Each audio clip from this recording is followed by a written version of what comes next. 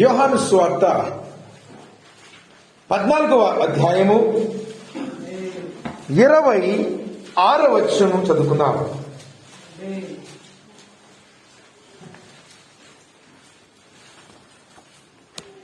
ఆమేన్. యోహాను సువార్త 14వ అధ్యాయము 26వ వచనము చదువుతున్నాం. దేవుని వారికి మహిమ కలుగును గాక. ఆదరణకర్త అనగా తండ్రి నా నామమున పంపబోవు పరిశుద్ధాత్మ సమస్తమును మీకు ఏం చేస్తారండి? బోధించి నేను మీతో చెప్పిన సంగతులన్నిటినీ మీకు జ్ఞాపకము చేయును. అలాగే ప్రార్థన చేసుకుందాం. కృప కలిగిన దేవా, అయ్యా ఆ కృప లేకపోతే ఇదిగో తండ్రి, ఈ యొక్క ఉదయకాలం మేము నాయన తండ్రి నశించి ఉండేవాళ్ళం ప్రభా. మా యొక్క స్వనీతి నాయన తండ్రి ప్రభా, అది మమ్మల్ని నాశనం చేయగా ఉన్నది తండ్రి. ఈ యొక్క ఉదయకాలంన ఇదిగో ప్రభా, నీ యొక్క కుమారులు, నీ యొక్క కుమార్తెలు, నీ పిల్లలు ఇదిగో నాయన, ఇదిగో తండ్రి, వారు నీ యొక్క స్వరమును వినవాలని, నీ యొక్క వాక్యాన్ని వారు భుజించవాలని వచ్చి విన్నారు. మనుష్యుడు కేవలం రొట్టె వలన మాత్రమే కాదు కానీ నాయన, అన్నం వల్ల మాత్రమే కాదు కానీ, కూరగాయల వల్ల మాత్రమే కాదు కానీ తండ్రి నాయన, ఇదిగో తండ్రి నాయన, మీరిచ్చిన ఆ యొక్క జీవపు వాక్యము వలన బ్రతుకుమని మేము ఒప్పుకొంచున్నాము ప్రభువా. అది మాత్రమే మమ్మల్ని సంతృప్తి పరచుకొని ఒప్పుకొంచున్నాము.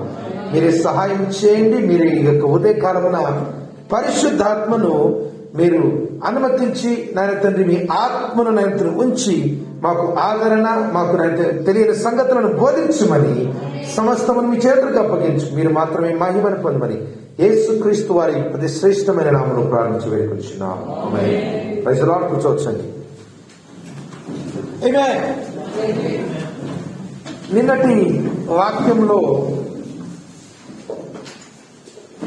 సహోదరులు పాస్టర్ ఆండ్రూస్ గారు ఆ యొక్క మాటలు చెప్తున్నప్పుడు నాకు ఎంతగానో చాలా ఆదరణ కలిగింది. ఆమేన్. ఎందుకంటే ప్రతి సేవకుడికి ఒక రకమైన వాగ్దానం ఉండాలి. దేవుడు నిన్ను పిలిచాడంటే దానికి ఒక రుజువు ఉండాలి. ఆ రుజువు ఉంటే కాదండి. దేవుడు ఒక వాగ్దానం ఇచ్చాడని ఆ వాగ్దానాన్ని నిరూపణ కలిగిన ఆధారములు కూడా ఉండాలి. అంతేనా? నిన్న మనం విన్నాం, మోషేకి ఇవ్వబడిన ఆ యొక్క ఆధారాలు నిరూపించబడ్డాయా? ఆమేన్. అది దేవుని దగ్గర నుంచి వచ్చాడు. అందుకో దేవుడు అని పిలిచాడు పిలిచాడు పిలిచాడు అని చెప్పేసి మోషే చెప్పుకుంటే ఏమైనా ఉపయోగం ఉండేదా? ఎంతవరకు నిలుస్తాయండి మన యొక్క మాటలు, మన యొక్క డబ్బాలు?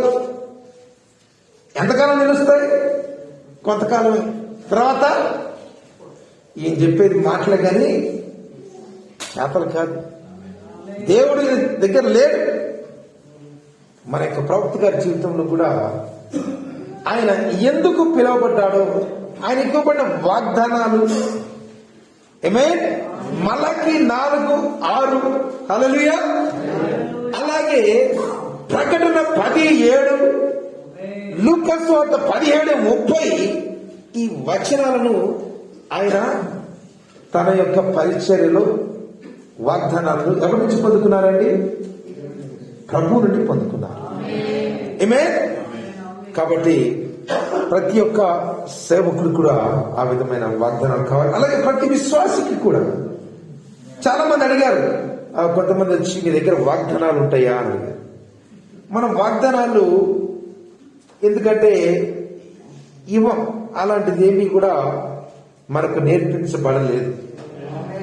ఎందుకంటే మనకి ప్రతిసారి దేవుడు సన్నిధిలో నీకు వస్తున్నాడు, అదొక నీకు ఒక వాగ్దానం అండి. ఆమేన్. ఇదిగో మీకు వాగ్దానం కావాలంటే పొద్దున్నే వచ్చే వాక్యం ఒకసారి చూడండి. అదొక వాగ్దానమా కదా? అంటే సంవత్సరం అంతా కలిపి అదొక్కడంటే అదొక్కటేనా? అంటే ఆ ఒక్క వాగ్దానం సరిపోద్దా? ఆరోగ్యం ఇస్తే సరిపోతుందా? శాంతి అవసరం లేదా? ఆర్థికంగా నీకు మార్పు చెందాలా లేదా? అనేకమైనవి. మరి వాక్యములో తెలియని సంగతులు నేను ఆదరణ కలగజేయాలా లేదా? నిన్ను స్థిరపరచాలంటే ఎలా? సోదరుడా, అందుకని ఎలా ఉంటుందంటే అంత్యకాల వర్తమానం రాక మునుపు ఒక ముక్కలకు మనం అలవాటు పడ్డాం. ఏంటండి ముక్కలు అంటే? నేను చెప్పేది మాంసపు ముక్కలు కాదు, వాక్యపు ముక్కలకు అలవాటు పడ్డాం. ఈ ముక్క నాకు కావాలి అని, అది మాత్రం. కానీ వధువు పూర్తి పుస్తకాన్ని అంతేనా? ఆది కాండము నుండి ప్రకటన. కాబట్టి మనకు పూర్తి ప్రత్యక్షత అవసరమైంది. పూర్తి ప్రత్యక్ష ఉంటేనే ఆ యొక్క పరలోకంలోనికి మనము చేర్చబడతాం, రాకడలో ఎత్తపడతాం. Praise the lord. ఈ రోజు మనం ఈ యొక్క ఉదయకాలంలో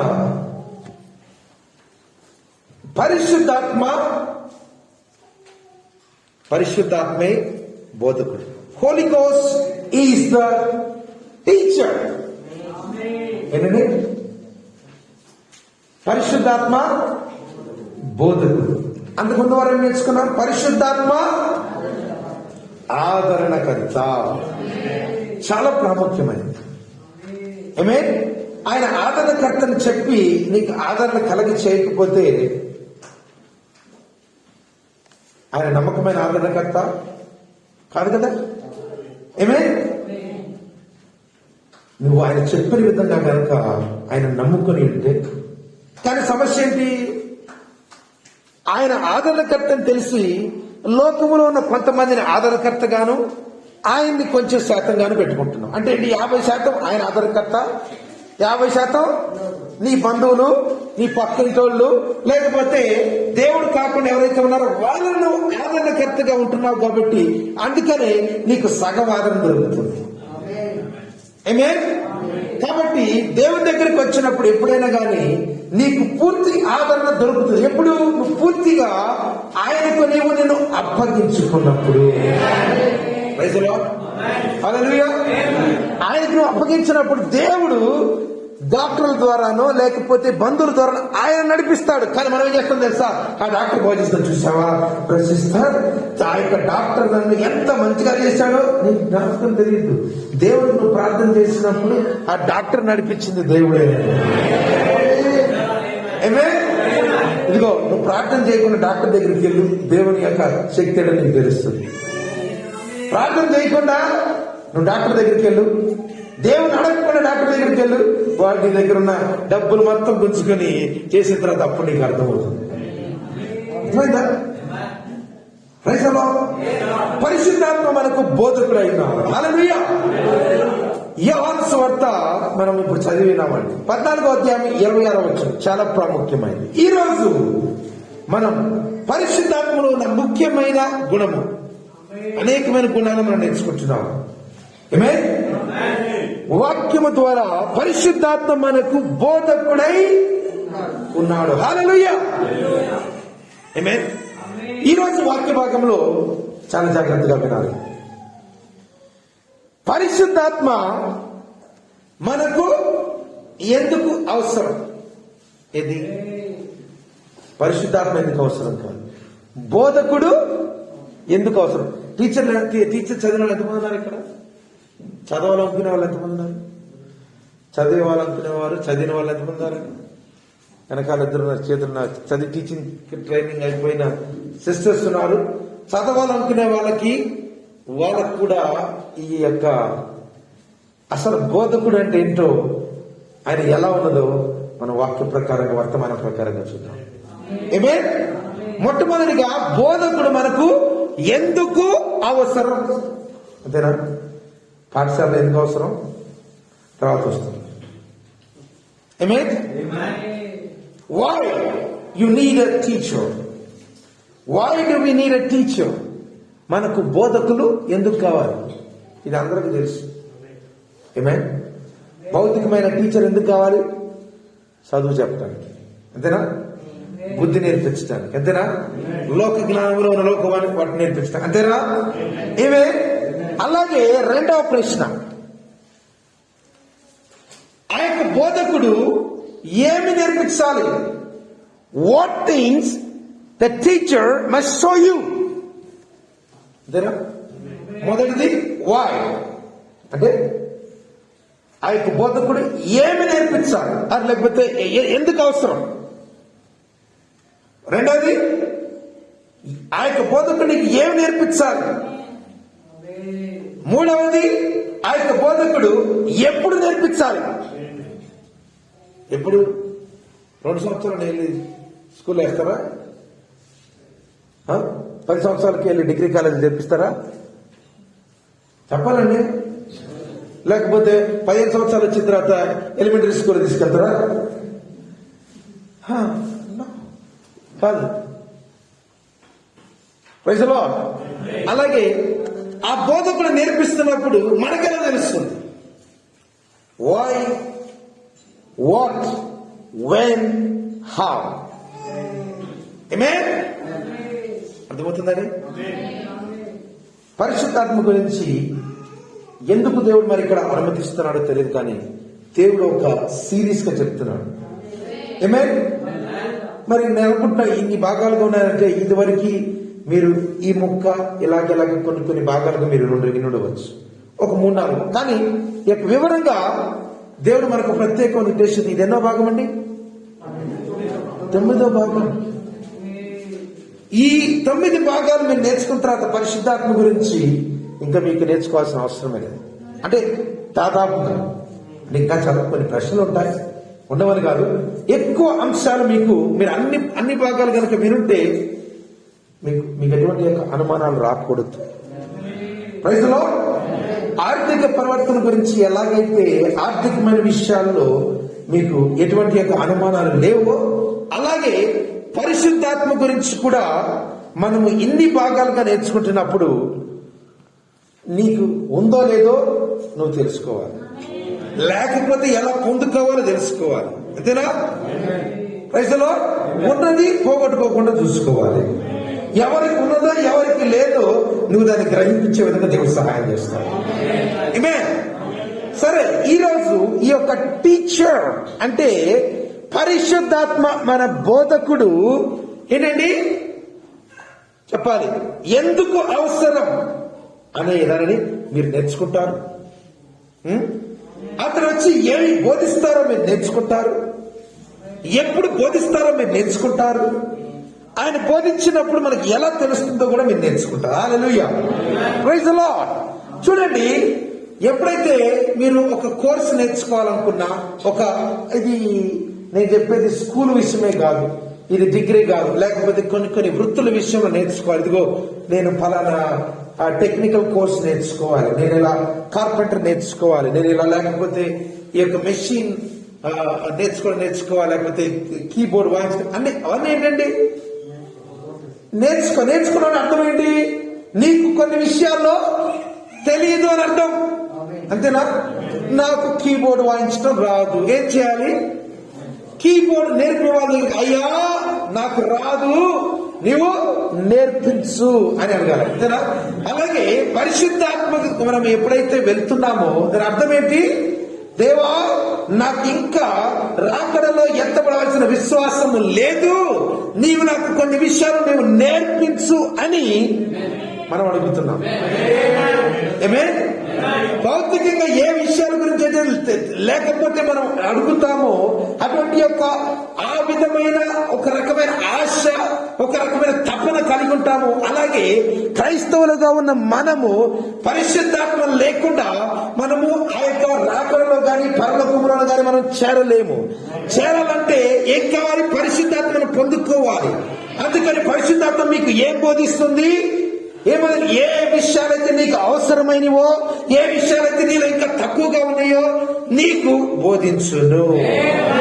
ఇప్పుడు చదవండి యొక్క వాక్యాన్ని మరలా ఒకసారి చదవమని కోరుచున్నాను. 14వ అధ్యాయం 26 ఒకసారి ఒకరిని చదవండి. ఆదరణకర్త అనగా తండ్రి తండ్రి నా నామమున పంపబో పరిశుద్ధాత్మ సమస్తము మీకు బోధించి నేను మీతో చెప్పిన సంగతులన్నిటినీ మీకు జ్ఞాపకం చేయను. చూడండి, ఇక్కడ మీరు జాగ్రత్తగా వినాలి, జాగ్రత్తగా మీరు వినండి. ఇక్కడ రెండు విషయాలని ఈ యొక్క వాక్యం మనకు బోధిస్తుంది. ఎంతమంది గమనించారో ఏదో కానీ రెండు విషయాలు. మొట్టమొదటిది, ఈ యొక్క బోధకుడు ఏంటంటే సమస్త విషయములను బోధించు. మొట్టమొదటి, all things must be thought. అన్ని విషయాలు మనకు బోధించబడాలి. అదేనా వాక్యంలో చూసింది? నమ్ముతారా? అంటే పరిశుద్ధాత్మ మనకు వచ్చినప్పుడు మనకి అర్థం కాని సంగతులు ఏమీ ఉండవు. అట్లా అని చెప్పేసి అన్ని మర్మాలు నీకు తెలిస్తే అర్థం కాదు. కొన్ని దేవుడు ప్రవక్తలకి ద్వారా అంటే అర్థం ఏంటి? అన్ని విషయాలు తెలుస్తాయి అంటే అర్థం ఏంటి? అన్ని విషయాలు అన్ని ఒకేసారి, ఒకే వారంలో, ఒకే నెలలో, ఒకే సంవత్సరంలో చెప్తాను కాదు. అంతేనా? ఒక చిన్నపిల్లలు తీసుకెళ్లి వాళ్ళకి మీరు ఇంటర్ ఫస్ట్ ఇయర్ పాటలు చెప్పగలరా? ఒక స్కూల్లో జాయిన్ చేసినప్పుడు ఇదిగో ఇది మా స్కూల్లో జాయిన్ అవుతున్నాం మేము, మీకు ఏం చెప్తారండి వాళ్ళు? మీ పిల్లలకి మేము మంచి బోధనిస్తాం అంటారా లేదా? అది ఇంటర్ తీసుకోండి అంటే అట్లా అని చెప్పేసి అన్ని క్లాసులు కలిపి ఒక నెలలో చెప్పేస్తారా? కాదు. అంటే ఏమని చెప్తారు? దీంట్లో కొన్ని తరగతులు ఉంటాయి, అంతేనా? కొన్ని సెమిస్టర్స్ ఉంటాయి. వాటిని వారు నేర్చుకునే విధముగా పాఠ్యాంశములకు అనుకూలముగా వాటిని ఏం చేస్తాం మనము? కాలానుగుణంగా ఏమే వారికి ఏం చేస్తాము? మేము నేర్పిస్తాం. ఏంటిది? ఒక్కొక్క లెసన్, ఒక్క పాఠము వెంబడి పాఠం మనం నేర్పిస్తాం. వాళ్ళు మీకేం వాగ్దానం చేస్తారు? మీ పిల్లలకి ఫస్ట్ క్లాస్ వచ్చే బాధ్యత మాది, జరా మంచి మార్కులు ర్యాంక్ తెప్పించే బాధ్యత మాది, అంతేనా? అలాగే పరిశుద్ధాత్మ వచ్చినప్పుడు మనకేమని వాగ్దానం ఇస్తున్నారంటే అన్ని విషయాలు ఏంటండి? అన్ని విషయాలు అంటే ఏంటి? ఇక్కడ సమస్తమును మీకు బోధించు. ఏమే? సమస్తమును మీకు బోధించును అంటే ఒక భౌతికమైన స్కూల్లో వాళ్ళ చదివిన తర్వాత లెక్చరర్ కంటే ఎక్కువ జ్ఞానం వచ్చేస్తుందా? వాడు 100 మార్కులు రావచ్చు, వారికి 600కి 600 రావచ్చు. ఇప్పుడు వచ్చిన ఏదేదో గ్రేడ్స్ ఉన్నాయి, అది A+ కావచ్చు, A కావచ్చు, ఏదైనా అట్లా అని చెప్పేసి వాళ్ళకి అంటే 100కి 100 మార్కులు వచ్చిన వాళ్ళు బోధకుడు అంతా తెలుసుకుంటారా? లేదు. వాళ్ళు ఎంతవరకు నేర్చుకోవాలో అంతవరకే వాళ్ళు నేర్పిస్తారు. అందుకని దేవుడు కూడా మీకు సమస్తమును నేను మీకు బోధించును అంటే దాని అర్థం ఏంటండి? మీరు ఏదైతే అవసరమో, దేని ప్రకారం అయితే మీరు జీవించాలో, ఏదైతే ప్రతి ఒక్కరు కూడా దేవుడు నీకు నేర్పిస్తున్నాడంటే ఒక ఉద్దేశ ప్రకారం నీకు నేర్పిస్తున్నాడు. దేవుడు ఏది నేర్పించినా ఒక ఉద్దేశం ఉంటుందండి. మీరు 31 రాత్రి గాని 1వ తారీఖు గాని ఈ దినం గాని నువ్వు ఇక్కడ ఉన్నావంటే ఒక ఉద్దేశం ఉంటుంది. మనం గతించిన వారంలో కొన్ని పరిస్థితులను అనుమతించబడ్డాయి, అంతకుముందు వారంలో కొన్ని పరిస్థితులు అనుమతించబడ్డాయి. దాన్ని ఒక ఆత్మీయమైన ఉద్దేశం. భౌతికమైన ప్రతి సంఘటన వెనుక ఒక ఆత్మీయమైన ఉద్దేశం. అది నీకు జ్వరమే కావచ్చు, లేకపోతే ఏదైనా కావచ్చు. దాన్ని నువ్వు గ్రహించు. అంతేగాని అయ్యో నాకు ఇది భౌతికంగా దేనిని కోల్పోయాను అని మదన పడబాకు, వేదన పడబాకు. ఆత్మీయమైన ఉద్దేశము ఏం చేస్తున్నారు? నేను ఆదరణ కలిగిస్తున్నాను. దేవుడు మనకి మహిమ కలుగు. కాబట్టి దేవుడు మనకి ఏది అవసరమో అంతే ఇస్తాడు. ఎందుకండి? దేవుడు మనకి మనం కనుక ఒక 200 మంది ఉంటే భర్త దగ్గర పట్టేవాళ్ళమా? ఇక్కడ పట్టేవాళ్ళమా? దేవుడు ఏం చేస్తాడు? ఎంత అవసరమో ఎక్కువ ఎవరికి లేదు, తక్కువ ఎవరికి లేదు. మనం ఏమనుకుంటే తెలుసా? దేవుడు ఏమైంది కొంచెం ఎక్కువిస్తే బాగుంటుంది కదా. మీకు తెలుసా, ఇక్కడ నుంచి మనం ఒక రేకులు వేయడానికి కూడా మనకి ధైర్యం చాలు. కానీ తగ్గిన కాలంలో దేవుడు అంటే పరిశుద్ధాత్మ కూడా సమస్తమును నీకు బోధించు అంటే దానిని భాగములుగా దినము వెంబడి బోధించును. హల్లెలూయా. కాబట్టి మొట్టమొదటిది అన్ని విషయాలు మనకు ఆయన బోధిస్తారు. అదేనా? రెండవది మనం చూద్దాం. అదే వాక్యం చదవండి. అదే వాక్యం. ఆదరణకర్త అనగా తండ్రి నా నామములో పంపబో పరిశుద్ధాత్మ సమస్తము మీకు బోధించి. అది మొదటిది అయిపోయింది కదా. సమస్తము ఆయన మనకు బోధిస్తాడు, అన్ని విషయాలు మనకు బోధిస్తాడు. దేవుడు మనకు మహిమ కలుగును. రెండోది చూద్దాం. నేను మీతో చెప్పిన సంగతులన్నిటినీ మీకు జ్ఞాపకం చేయను. చూడండి, రెండవది ఏంటంటే యేసు ప్రభు శరీరధారిగా ఏ విషయాలైతే ఆయన చెప్పారో ఆ విషయాలని మనకు ఏం చేస్తున్నారండి? జ్ఞాపకంలో తీసుకొస్తాం. అంటే ఎందుకు జ్ఞాపకంలో తీసుకొస్తున్నారంటే ఇదిగో ఇప్పుడు ఒకరు నుంచుని ఒకరు సాక్ష్యం, ఒక పలానా సహోదరుడు ఉంది, వారు సరిగ్గా సాక్ష్యం చెప్పలేనప్పుడు ఏం చేస్తున్నారు? వాళ్ళకు చిట్టి పైన రాసి మొత్తం అంత లెటర్ రాసి వాళ్ళకి చదవడానికి కూడా చెప్పడానికి కూడా చాలా భయం ఉంటుంది. ఉన్నప్పుడు ఏం చేస్తారు? మీరు తిమోతి బ్రదర్కి ఇచ్చి, బ్రదర్ మీరేం చేయండి, ఈ సాక్ష్యాన్ని చదవనాలి. ఈ సాక్ష్యాన్ని చదవమని అంటే మా తిమోతి బ్రదర్ తీసుకుని దానికి 4 లైన్లు యాడ్ చేస్తారా? తన యొక్క సొంత దాన్ని చేస్తారా? చేయరు. అలాగే పరిశుద్ధాత్మ మనకు వచ్చినప్పుడు ఆయన మనకి కొత్త విషయాలనేమి బోధించడు. యేసు ప్రభు ఏ విషయాలైతే బోధించారో ఆ విషయాల్ని జ్ఞాపకం చేస్తున్నారు. అంటే కొత్త విషయాలు చెప్తారు, జ్ఞాపకం ఎప్పుడు చేస్తారు? ఇదిగో నువ్వు మనం మాట్లాడుతున్నప్పుడు సిస్టర్ గుర్తుందా పలానా రోజు మాట చెప్పానంటే గుర్తులేదు గుర్తుంది. పరిశుద్ధాత్మ ఏం చేస్తుంది మనకి? జ్ఞాపకం అంటే ఏంటిది? ఇదివరకు చెప్పిన వాటిని నేను అర్థం, కొత్త చెప్తే జ్ఞాపకం చెప్పిన కాదు కదా. అర్థమైందా? ఎందుకు పిల్లలు పరీక్షలు రాసే దేనికి? అసలు వాళ్ళు జ్ఞాపకం ఉంచుకున్నారో, వాళ్ళు నేర్చుకున్నారో లేదోనని తెలియజేయబడ్డానికి. పరిశుద్ధాత్మ 2 విషయాలు మనకు బోధిస్తుంది. ఒకటి సమస్తమైన సంగతుల గురించి బోధించిన, రెండవది యేసు ప్రభువు ఏవైతే చెప్పినారో దానినే. ఇదిగో పరిశుద్ధాత్మ 3వ వ్యక్తిగా లేకపోతే 3వ దేవుడిగా ఊహించే వాళ్ళకి ఇచ్చేది ఏంటంటే, ఆయన కనుక తన యొక్క సొంత పరిచయం కనుక కలిగి ఉంటే ఆత్మరూపంలో ఉన్నప్పుడు మరి వేరే విషయాలు మనకు బోధించారు కదా? లేదండి. ఏ విషయాన్ని బోధిస్తున్నాడు? యేసు ప్రభు ఏ విషయాన్నైతే ఆయన బోధించారో ఆ విషయాన్నే మనకు నేర్పిస్తున్నాడు. హల్లెలూయా. దేవుని మనకు మహిమ కలుగును. ఈ 2 విషయాలను మీరు చాలా జ్ఞాపకం చేసుకోవాలి. నమ్ముతున్నారా? అంటే అర్థం ఏంటి తెలుసా? పరిశుద్ధాత్మ వచ్చినప్పుడు నీకేం నేర్పిస్తుంది తెలుసా? ఏ విషయాల్లో అయితే సువార్తలో రాయబడినాయో మరలా వారిని జ్ఞాపకములకు తీసుకొస్తాయి. హల్లెలూయా. అంతేనా? ఎలా? మనుష్యుల ద్వారా దేవుడు మాట్లాడాడు, సువార్త రూపంలో ఆయన మాట్లాడాడు. అంటే పరలోక సంబంధమైన ఆ యొక్క జీవాన్ని నీకేం చేస్తున్నారండి? మనుష్యుల రూపముగా నిన్ను నేర్చుకునే విధంగా దేవుడు నీకు చేస్తున్నాడు. జ్ఞాపకం బోధించడం అంటే ఇది పాఠశాలలో బోధించే ఉపాధ్యాయులా కాదు. దీన్ని మీరు చాలా జ్ఞాపకం చేసుకోవాలి. ఏంటండి? పాఠశాలలో నేర్చుకునే ఉపాధ్యాయులాగా అది వేరు, ఇది వేరు. ఈరోజు చాలా ప్రాముఖ్యమైనది. పాఠశాలలో వాళ్ళు ఎలా చెప్తారు? మైండ్ బ్రెయిన్ వాష్ చేపించి బట్టి చదివి ఏం చెప్పిస్తున్నారండి ఈ కాలంలో? ప్రశ్నలు జవాబులు. పిల్లలు అడిగితే కనుక వాళ్ళకి నేర్చుకున్న ఏది అర్థం కాదు. ఏమర్థమవుతుంది? ప్రశ్న తెలుస్తుంది, జవాబు బట్టి మక్కి రాసిస్తారు. అంతేనా? మొత్తం పొల్లు మొత్తం. ఎందుకంటే అదే, కానీ దాని గురించి కొంచెం సమాధానాన్ని కొంచెం కనుక ట్విస్ట్ చేశారనుకోండి, ఎలా ఇస్తే అమ్మో అది నాకు తెలియదు, అలాగే ఉంటుందా?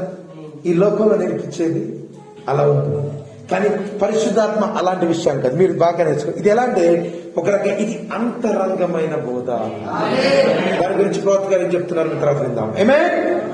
చివరిగా చెప్పాలంటే పరిశుద్ధాత్మ మనకి ఏం చేస్తుందంటే, ఒకప్పుడు నేను ఈ యొక్క తబలాన్ని మార్చిన నాకు బాగా నేర్చుకున్నాను, నేను మర్చిపోయాను, అది నాకు జ్ఞాపకం రాట్లా. అంతేనా? దానిని పరిశుద్ధాత్మ ఏం చేస్తుంది? ఏ నైపుణ్యం అయితే నేను కలిగి ఉన్నానో చేసిన దానిని మరలా నాకు జ్ఞాపకం చేసుకుని మరలా నేను చేసే విధంగా పరిశుద్ధాత్మ చేస్తుంది. నిజంలో హల్లెలూయా. ఆమేన్. అంటే ఏం చేస్తుంది? పరిశుద్ధాత్మ పునరుద్ధరణ చేస్తుంది. ఆమేన్. దేవుని మనకు మహిమ కలుగుతుంది. చూద్దాం. మొట్టమొదటి ప్రశ్న, why do we need a teacher? అంటే మనకు బోధకుడు ఎందుకు అవసరం? అంతేనా? పరిశుద్ధాత్మ ఎందుకు అవసరం అని కాదు, మనకు పరిశుద్ధాత్మగా ఉన్న బోధకుడు ఎందుకు మనకు అవసరం? Why do we need a teacher? ఎందుకు అవసరం? గలాతీయులకు రాసిన పత్రిక 4వ అధ్యాయం 1 నుండి 7 వచనం చదువుకుందాం. గలాతీయులకు రాసిన పత్రిక 4వ అధ్యాయము 1 నుండి 7 వచనం. మరియు నేను చెప్పినదేమనగా,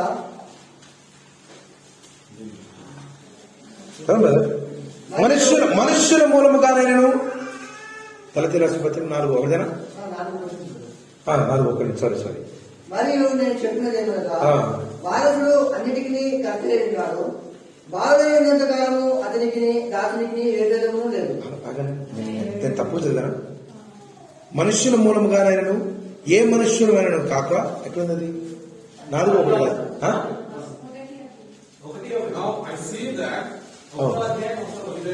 సరే.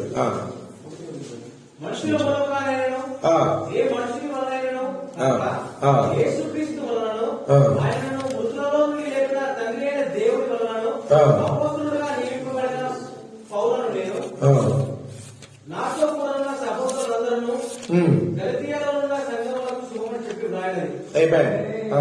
తండ్రి అయిన దేవుని నుండి మన ప్రభు అయిన యేసుక్రీస్తు నుండి కృపయు సమాధానము కలుగును గాక. మన తండ్రి అయిన దేవుని చిత్తము ప్రకారము క్రీస్తు మనను ప్రస్తుతపు దుష్ట కాలముల నుండి విమోచింపవలెనని మన పాపముల నిమిత్తము తను తాను అప్పగించుకొనెను.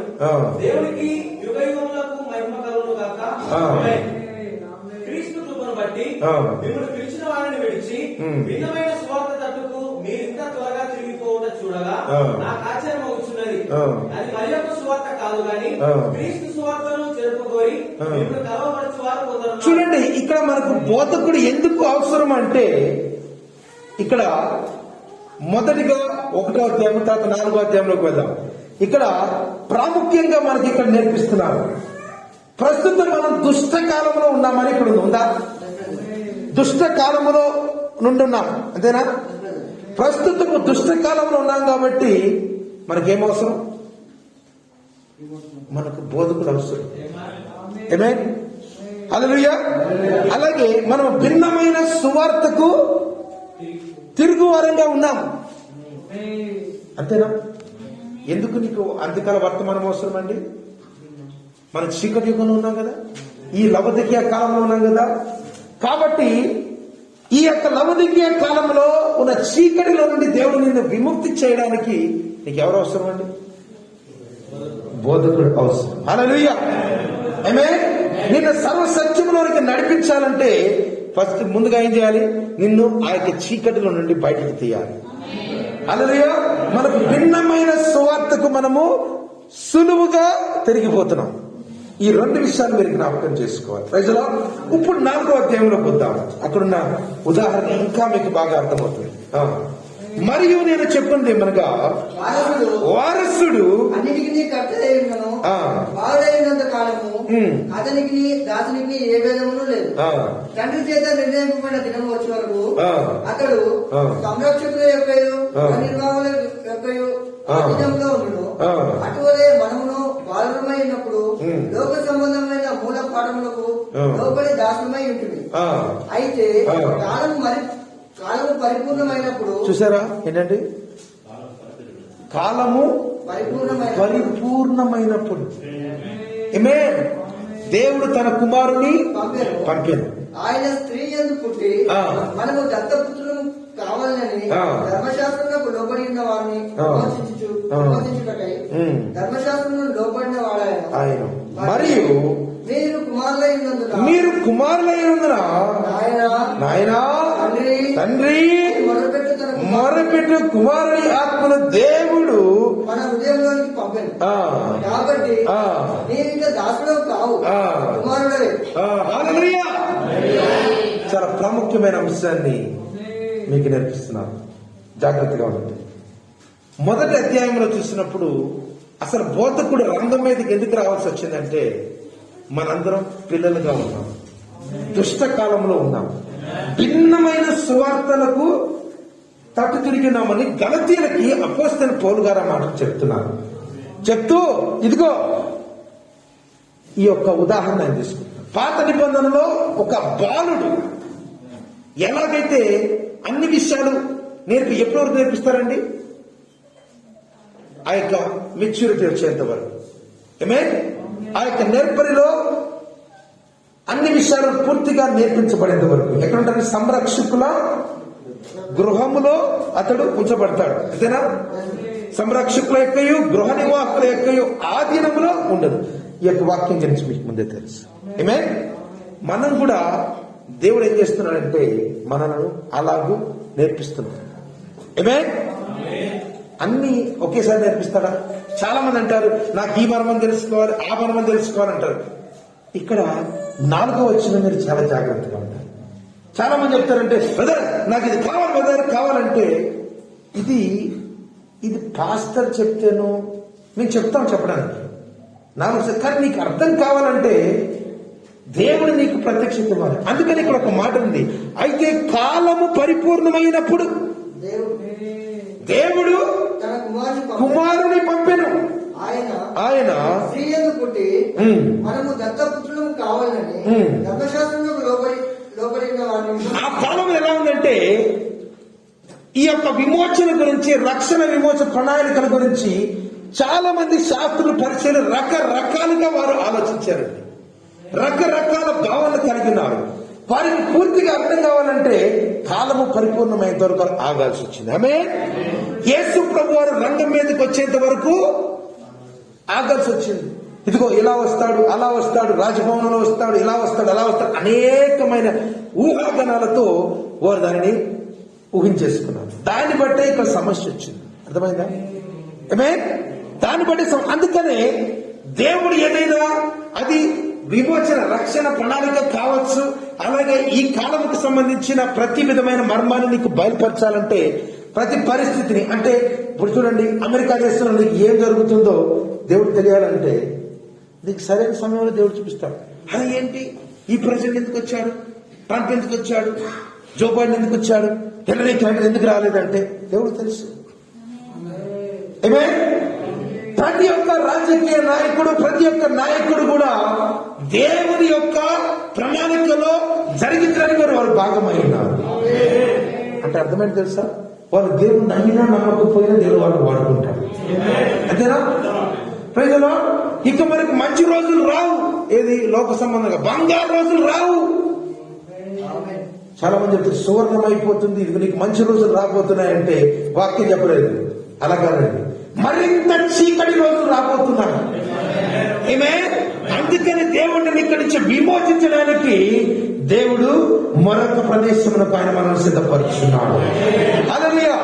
ఈ యొక్క ప్రణాళిక కూడా నీకు సమయానుకూలముగా కాలము పరిపూర్ణ ఒక్కొక్క వాక్యాన్ని ఒక్కొక్క సమయంలో ఆయన నీకు నేర్పిస్తూ ఉన్నాడు. అంతేనా? నీకు ఆయన నేర్పించాలంటే ముందుగా ఏం తెలిసి ఉండాలి? ఇప్పుడు కాలేజీలో లెక్చర్లు కావచ్చు, ఏదైనా కావచ్చు. ఇప్పుడు చూడండి ఎలా ఉంటుందంటే ఒక స్కూల్లో ఒక బీటెక్ కానీ ఒక డిగ్రీ కాలేజ్ కానీ, ఒక డిగ్రీ కాలేజ్లో ఉన్న స్టూడెంట్స్ కి బోధించాలంటే డిగ్రీ చదివిన వాళ్ళని వాళ్ళు పెట్టుకోరు. తెలుసా? ఎవరు పెట్టుకుంటారు? మాస్టర్స్ చదివిన వాళ్ళని పెట్టుకుంటారు. అంతేనా? ఒక బీటెక్ వాళ్ళకి నేర్పించాలంటే, స్టూడెంట్స్ నేర్పించాలంటే వాళ్ళు ఎవరిని పెట్టుకుంటారండి? ఎంటెక్ చదివిన వాళ్ళు పెట్టుకుంటారు. అంటే ఏంటిది?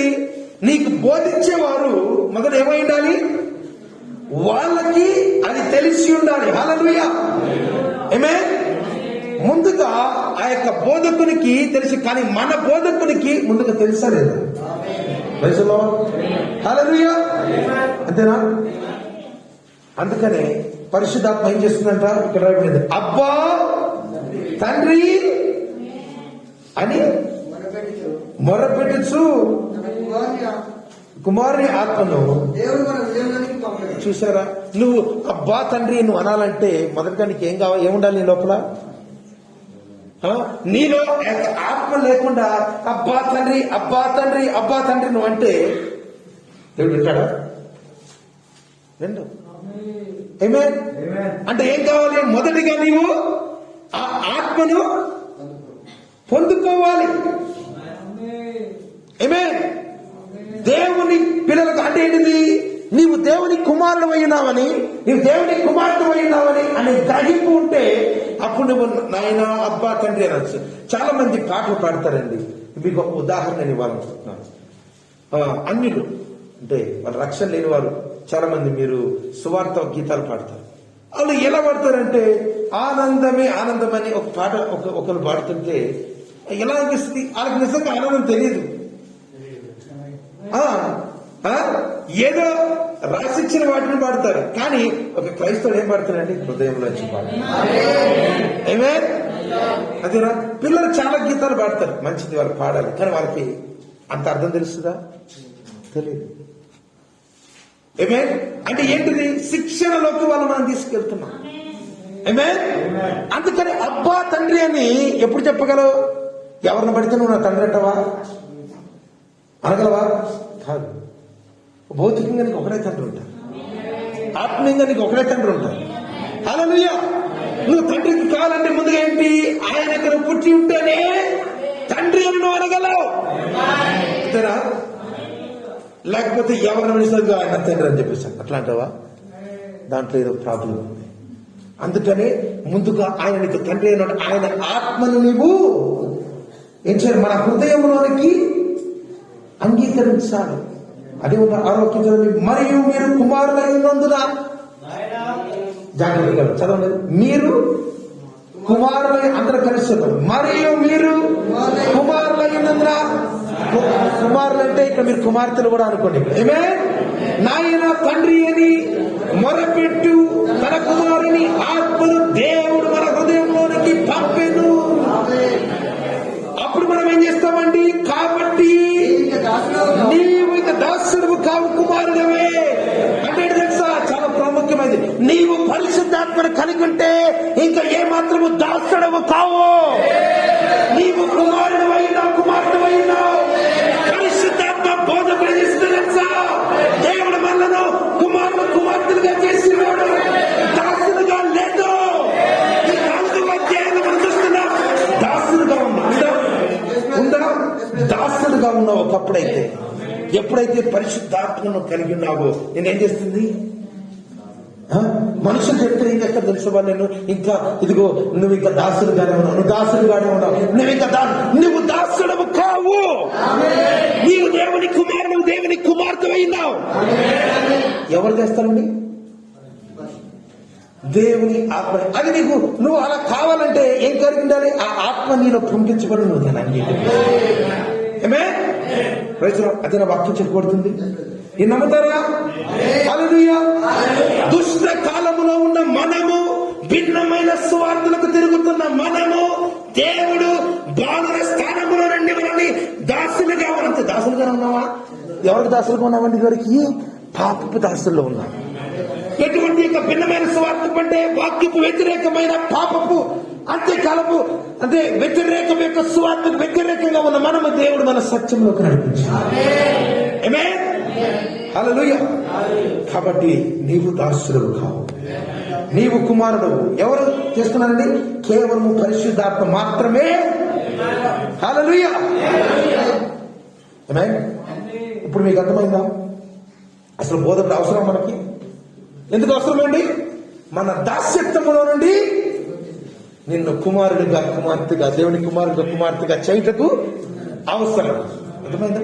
ఇప్పుడు ఆ యొక్క ప్రశ్నకు సమాధానం వచ్చిందా? Why do we need a tutor? Why do we need a teacher? మనకు బోధకులు ఎందుకు అవసరమో? ఎందుకు అవసరమో? దాస్యత్వములో నుండి దాసుడుగా ఉన్న నీవు కుమారుడిగా, కుమార్తెగా మార్చబడటకు పరిశుద్ధాత్మైన బోధకుడు మనకు అవసరమై ఉన్నది. దేవుని నామానికి మహిమ కలుగును గాక. ఇప్పుడు మనము గైడ్ అంటే పరిశుద్ధాత్మ బోధకుడు అంటే అర్థం అంటే ఏంటండి? గైడ్ అంటే ఏంటిది తెలుగులో? మార్గదర్శి. అంతేనా? అంతేనా? మార్గదర్శి. అంతేనా? ఆ మార్గదర్శి ఏం చేస్తారు? యోహాను సువార్త 16:13. యోహాను సువార్త 16:13. హల్లెలూయా. అయితే ఆయన ఆగాగండి, అందరు తినండి.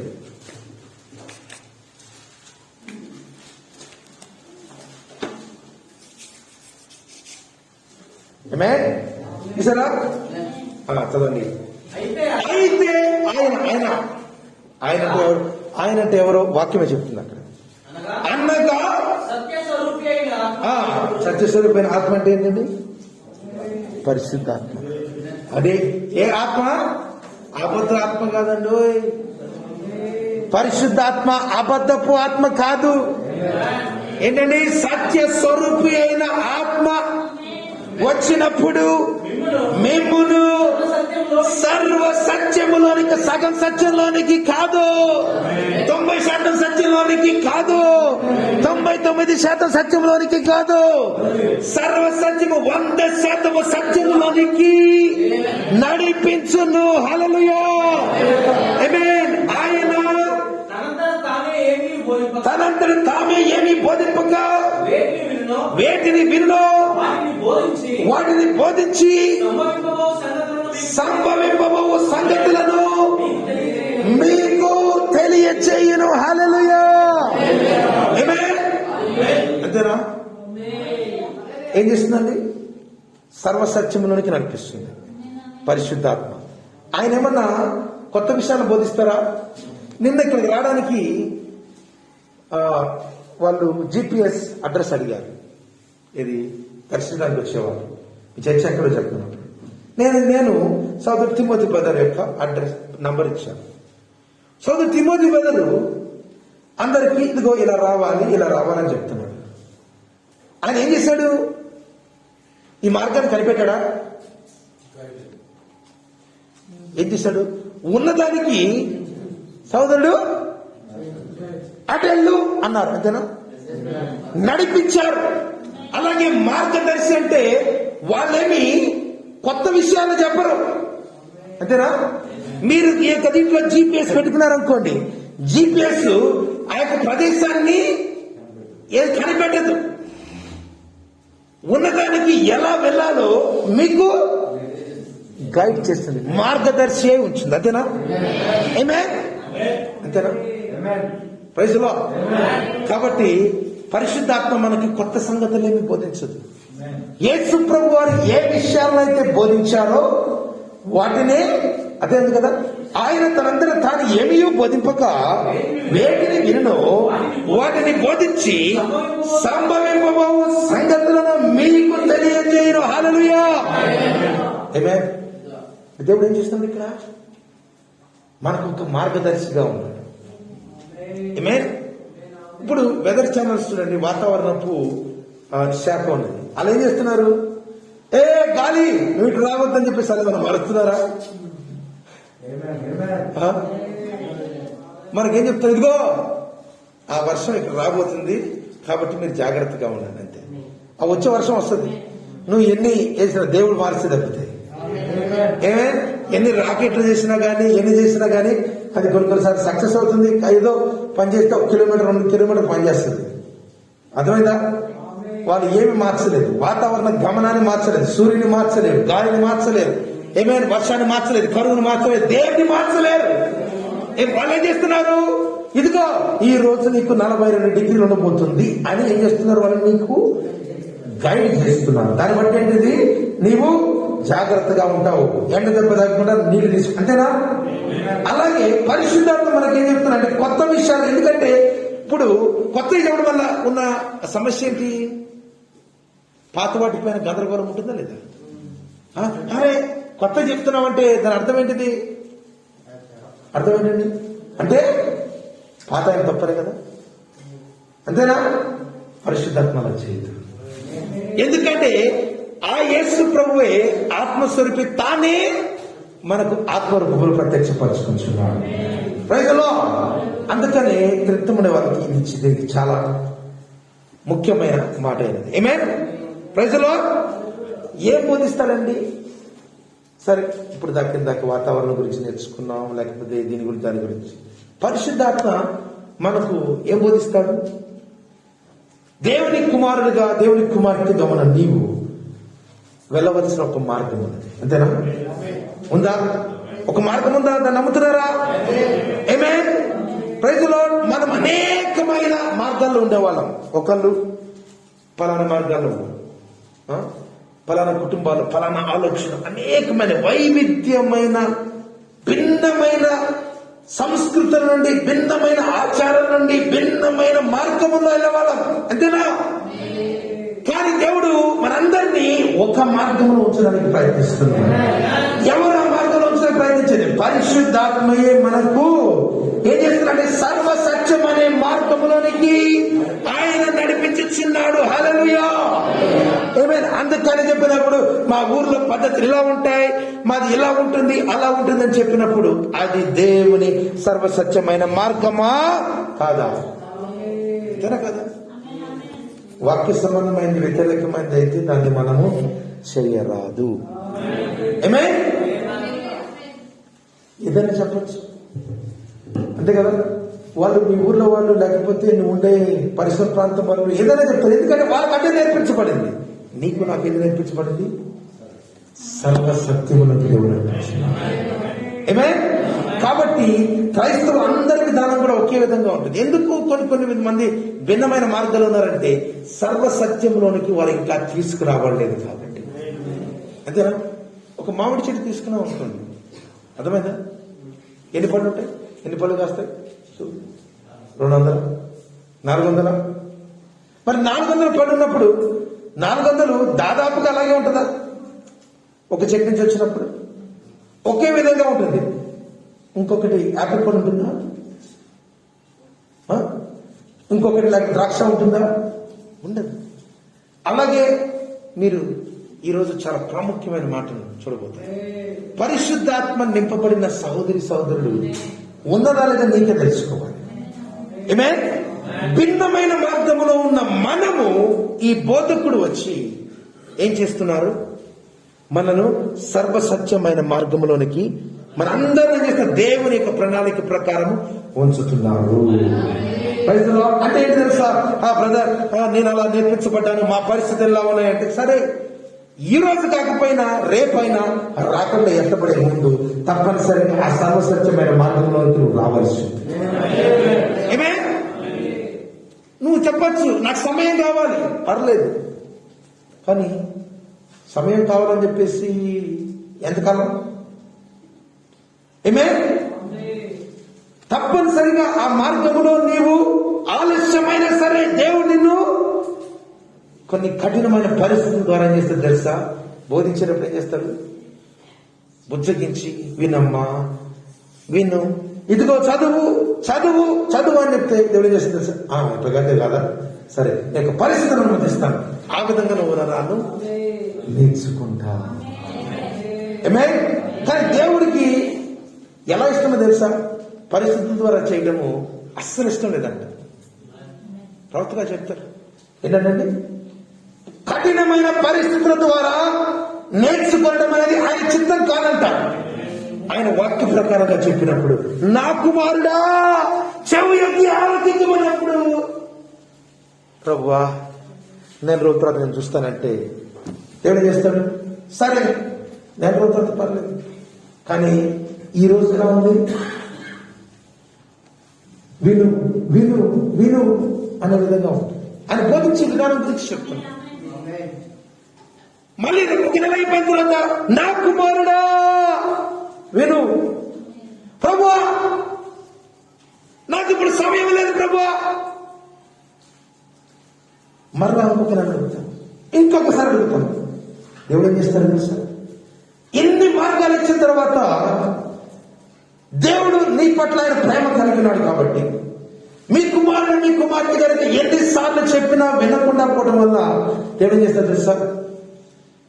కానీ కఠినంగా మీరు వినే విధంగా మార్గాలను బంధించి సర్వసత్యంలోకి నడిపిస్తారు. అంటే ఏం చేస్తారు తెలుసా? నువ్వు ఈ మార్గం ఆ మార్గంలో నుంచి ప్రభా ఆ మార్గం వస్తాను ముందు ఈ మార్గంలో కొన్ని నేను నేర్చుకోవాల్సి కొన్ని వదిలించుకోవాల్సి ఉన్నాయి అని నువ్వు అనుకుంటాం. దేవుడు ఏం చేస్తుంది సార్, అవన్నీ మోసకరమైనగా అవన్నీ నేను వదిలించే విధంగా దేవుడిని తీసుకొచ్చి ఈ మార్గం ఇది చూసిన పిల్లలు తెలుసా, అయ్యో నేను తొందరగా వస్తే ఎంత బాగుండేది అనిపిస్తుంది. దేవుడిని ఎలా ఆ మార్గంలో పెడతాడో ఈ ఉదాహరణగా మీకు నేర్పిస్తున్నాను. ఈ దేవుడు నేర్పించే మార్గాన్ని, సర్వసత్యమైన మార్గాన్ని మనుషులు అర్థం చేసుకోలేరు. అర్థం చేసుకుంటారా?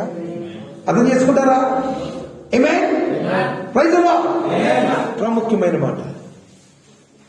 పరిశుద్ధాత్మ మీకు బోధకుడైనప్పటికీ కూడా, నేర్పిస్తున్నప్పటికీ కూడా, ఒక భౌతికమైన టీచర్ ఎలాగైతే నేర్పిస్తారో ఎంపిక నీవు నేను చేసుకోవాలి. సోదరుడా, ఇలా మీరుండాలి పరిశుద్ధాత్మ మీకు నేర్పిస్తున్నప్పుడు దాని ప్రకారం నడవలసిన బాధ్యత ఎవరిది? ఎంపిక ఎవరిది? మందే. నీకొచ్చి మెడలు పెట్టి ఆయన నిన్ను బలవంతం చేయడు. ఇది చివరికి కఠినమైనది కూడా ఏం చేస్తాడు? నిన్ను ఎంపిక చేసుకునే విధంగా చేస్తాడు. అలాగే ఉందా? కానీ ఆయన నీ గురించి ఇందాక మీకు ఉదాహరణ చెప్పారు. ఆయన అలసిపోని బోధకుడు అయి ఉన్నాడు. ఏం చేస్తాడు సార్? ఒక్కసారి చెప్పిన తర్వాత మళ్ళా చెప్తానే ఉంటాడు. ఒకసారి ఇంకా చెప్తానే ఉంటాడు. ఆయన అలసిపోని ఆదరణకర్తని ఎలాగైతే మనం నేర్చుకున్నామో అలాగే ఆయన అలసిపోని ఏమైనాడు? బోధకుడైనాడు. హల్లెలూయా. నువ్వు ఎప్పుడైతే నిరసించి ఉంటావో, నువ్వు బలహీనంగా ఉంటావు, ఆయన నీ దగ్గరకు వచ్చి నా కుమారుడా, నా కుమార్తె భయపడకము, నేను నీకు తోడై ఉన్నాను, నువ్వు నాకు ప్రార్థన చేసి నీ మనసు ఆలకిస్తున్నావు. అంతేనా? నీకు తోడై ఉన్నాను, భయపడకము, నేను నీ దేవుడై ఉన్నాను, దిగులు పడకము, నేను నిన్ను బలపరచుదును, నీకు సహాయం చేయవాడు నేనే. ఎవరు వచ్చేది? పరిశుద్ధాత్మ బోధకుడు. ఎప్పుడు చాలా నీరసంగా ఉన్నప్పుడు. హల్లెలూయా. అంటే తెలుసా, నువ్వు వినే స్థితిలో అయినప్పుడు ఏం చేస్తే తెలుసా, ఆయన సహనముతో నీ కొరకు వేచి ఉంటాడు. అంతేనా? నువ్వు నెల ఆగమంటే నెల ఆగుతున్నాడు, 2 నెలలు ఆగమంటే 2 నెలలు ఆగుతున్నాడు, 3 నెలలు ఆగమంటే ఆగుతున్నాడు. ఎన్ని సంవత్సరాలు నీకోసం ఆగాడు సోదరుడు? ఎన్ని సంవత్సరాలు ఆగాడు? ఎన్నిసార్లు నీకు సర్వసత్యాన్ని నీకు చెప్పాలని బయటించినప్పుడు నాకు ఇప్పుడు కాదు, నాకు ఇంకా సమయం ఉంది అని నీవు ఇప్పుడు కాదు మరొక సమయం అని నువ్వు ఏం చేశావు? డిలే చేశావు. అంతేనా? ఆయన అలసిపోతున్నాడా? హల్లెలూయా. ఆమేన్. నీవు మోయలేని సమయంలో ఉన్నప్పుడు ఏం చేస్తుంది తెలుసా, ఆయన నీకు సున్నితంగా, అయ్యా నేను మోయలేని భారాన్ని నేను సహించలేను, నేను కష్టమైనప్పుడు ఏం చేస్తుంది తెలుసా, చాలా జెంటల్ అంటే సున్నితంగా నువ్వు వినే మార్గంలో ఆయన ఏం చేస్తున్నాడు? నిన్ను ఆ సత్యంలో నడిపిస్తున్నాడు. ఆమేన్. ఆయన బోధకుడు ఈ బయట చెప్పే బోధకుల్లా కాదు. నువ్వు చదువుతావా లేదా? కాదు. ఆయన ఎప్పుడు చెప్తారా? నీకు ఏం చేస్తారా? ఈ కాలేజీలో నేర్పించేవాళ్ళు వాళ్ళు నేర్పించేది అలాగే నేర్పిస్తారా? కాదు. వాళ్ళు నేర్పించేది వేరే విధంగా ఉంటుంది. ఆమేన్. మన దేవుడు నేర్పించేది ఎలా ఉంటుంది? మన పరిస్థితిని ఎరిగి మనం ఎంతవరకైతే మనం నేర్చుకోవాల్సిందో. ఆమేన్. దేవుడు నీకు కొన్ని విషయాలు నేర్పిస్తున్నాడంటే ఎలా నేర్పిస్తున్నాడు? నీకు ఏ సమయంలో ఏది అవసరమైనదో ఆయన ఎరిగి. పిల్లలు ఎందుకండి చాలా మంది మీరు సైకలాజికల్ స్టడీస్ చూసినప్పుడు వాళ్ళు వయసుకి ఇంకా పరిపక్వతలోనికి రాక మునిపే వాళ్ళకి ఏం చేస్తున్నారు? ఎక్కువ పాఠాలని చేస్తున్నారు. ఇదివరకు పిల్లలు ఏజ్ స్కూల్ ఏ సంవత్సరం ప్రారంభమయ్యేది? 5, 6, 5. ఇప్పుడు 3, 4. నేనున్న సౌత్ ఆఫ్రికాలో అక్కడ రూల్ ఉంది. మొదట్లో 6 ఉండేది, గ్రేడ్ 1 అది. ఆ ఫస్ట్ క్లాస్కి వాళ్ళు దాన్ని 7గా చేస్తారు. ఎందుకంటే పిల్లల పైన వాళ్ళు అధ్యయనం చేసి ఇదిగో వీళ్ళు 6 సంవత్సరాలకు వీళ్ళు ఇంకా రెడీగా లేరని చెప్పేసి ఏం చేశారండి 7గా వాళ్ళు నిర్ధారించారు. ఏమే అంటే ఏం చేస్తుందండి ఈ యొక్క లోక సంబంధమైన ఈ యొక్క బోధ ఎలా ఉంది, ఈ సిస్టమ్ మోయలేని బరువుగా ఉన్నప్పటికీ కూడా ఏంటంటే వాళ్ళు ఎంత బరువు వేసుకుపోతారు, ఎన్ని పుస్తకాలు వేసుకుపోతారు. ఇదిగో చర్చలో చెప్పారు కదా, నాకు ఎక్కువ వదిన అలా చెప్తున్నాను, అలా కాదు. ఏమే ఉదాహరణ చెప్తున్నాను. అంటే ఎలా ఉంది పరిస్థితి, వాళ్ళు నేర్చుకునే దానికన్నా ఇంకా ఎక్కువగా చెప్తున్నారు. కానీ పరిశుద్ధాత్మ బోధకులు అలా కాదు. ఏమే అలాంటి వాడా కాదండి. ఆయనకి ఏ సమయంలో ఎలాంటి విషయాలు బోధించాలో ఆయనకు తెలియదు. ఏమే హల్లెలూయా. ఎంతవరకు ఏ సమయంలో ఆయన కాలానుకూలముగా ఆయన ఎప్పుడు పరిపూర్ణమవుతుందో అప్పుడే ఆయన నీకు నేర్పిస్తాడు. ఏమే నిన్ను ఒత్తిడి చేసేసి ఈ విధంగా అలా ఎప్పుడు ఆయన చేయడు. ఏమే ప్రజల్లో ఒక వర్తమానంలో ప్రవర్తగా చెప్తున్నారు, మార్గదర్శి అనే వర్తమానంలో ఆయన చెప్తున్నారు. జాగ్రత్తగా వినండి. ఈ మాటలు మీరు నేర్చుకున్నప్పుడు మీకు అనిపిస్తుంది పరిశుద్ధాత్మ బోధించేది ఎలా ఉంటుందో. ఈ మాటలు మీరు విన్నప్పుడు మీకు గమనించాలి. అపోస్తలుడైన పౌలు గారి గురించి ప్రవక్త గారు మార్గదర్శి, ఒక మార్గదర్శి అనే వర్తమానంలో ఏం చెప్తున్నారంటే, పౌలు పరిశీలన మనం నేర్చుకున్నామా? ఏమే 31 తారీఖు నేర్చుకున్నాం కదా. అపోస్తలుడైన పౌలు గారు ఏమైనారండి, ఆయన హెబ్రీయుడు, బెన్యామీను గోత్రములో జన్మించిన వాడు. అలాగే పరిసయుడు అయినారు. అంతేనా? ఆయన పరిసయుడు అయి ఉన్న పౌలు గారు బాప్తిసం పొందిన తర్వాత ఆయన పరిశుద్ధాత్మను పొందారని ఇక్కడ చెప్తున్నారు. ఏమే అప్పుడు ఆయన అరేబియా ఎడారికి వెళ్ళి 3 సంవత్సరాలు ఉన్నారు. ఏంటండి 3 సంవత్సరాలు ఎడారిలో ఎవరితో ఉన్నారు? ఏమే 3 సంవత్సరాలు ఉండి తర్వాత తిరిగి వచ్చారు. మీరందరికీ తెలుసు కదా. తర్వాత 14 సంవత్సరాల పాటు 14 సంవత్సరాల పాటు ఏ సంఘాన్ని ఆయన సంప్రదించలేదండి. దీనికి జ్ఞాపకం చేసి ఎన్ని సంవత్సరాలు అరేబియా? 3 సంవత్సరాలు పరిశుద్ధాత్మ చేత ఆయన బోధించబడ్డాడు. 14 సంవత్సరాలు ఎవరితో ఏ సంఘముతో అంటే శిష్యులతో ఏం మాట్లాడలేదు. ఏమే 14 సంవత్సరాల తర్వాత ఆయన పేతురుని కలుసుకున్నాడు. హల్లెలూయా. ఏమే అప్పుడు ఆయన యెరూషలేములో పెద్దగా ఉన్నాడు. అంతేనా? మీకు తెలుసు కదా, పేతురు గారే కదా. హల్లెలూయా. వారు ఎలా ఉన్నారంటే దేవుని యొక్క సిద్ధాంతమునకు కంటికి కన్నై ఉన్నారు. ఏమే ప్రైజ్ ది లార్డ్. హల్లెలూయా. అంటే ఏంటి కంటికి కన్నై అంటే, అపోస్తలులైన పౌలు గారు ఏదైతే నేర్చుకున్నారో అపోస్తలులైన పేతురు గారు కూడా అవి ఒకటే నేర్చుకున్నారు. హల్లెలూయా. ఏమే ఇంతెందుకు ఒకే పరిశుద్ధాత్మ ఆ కార్యము చేయించున్నది. ఏ పరిశుద్ధాత్మ అయితే పేతురుకి ఇక్కడ బోధించబడిందో అదే పరిశుద్ధాత్మ 3 సంవత్సరములు ఎడారికి తీసుకొని అపోస్తలుడైన పౌలు గారిని అదే సంగతులను బోధించి ఉన్నది. ఏమే ఒకే పరిశుద్ధాత్మ ఆ కార్యము చేయించున్నది. పేతురు యేసుక్రీస్తు నామములో బాప్తిసం అందించినట్లే అపోస్తలుడైన పౌలు గారికి ఎవరికి చెప్పలా, ఆయనకి ఎవరికి చెప్పలా, ప్రవక్తలు చెప్తున్నారు. ఆయన ఆ విధంగానే బాప్తిసం ఇచ్చారు. ఎలా?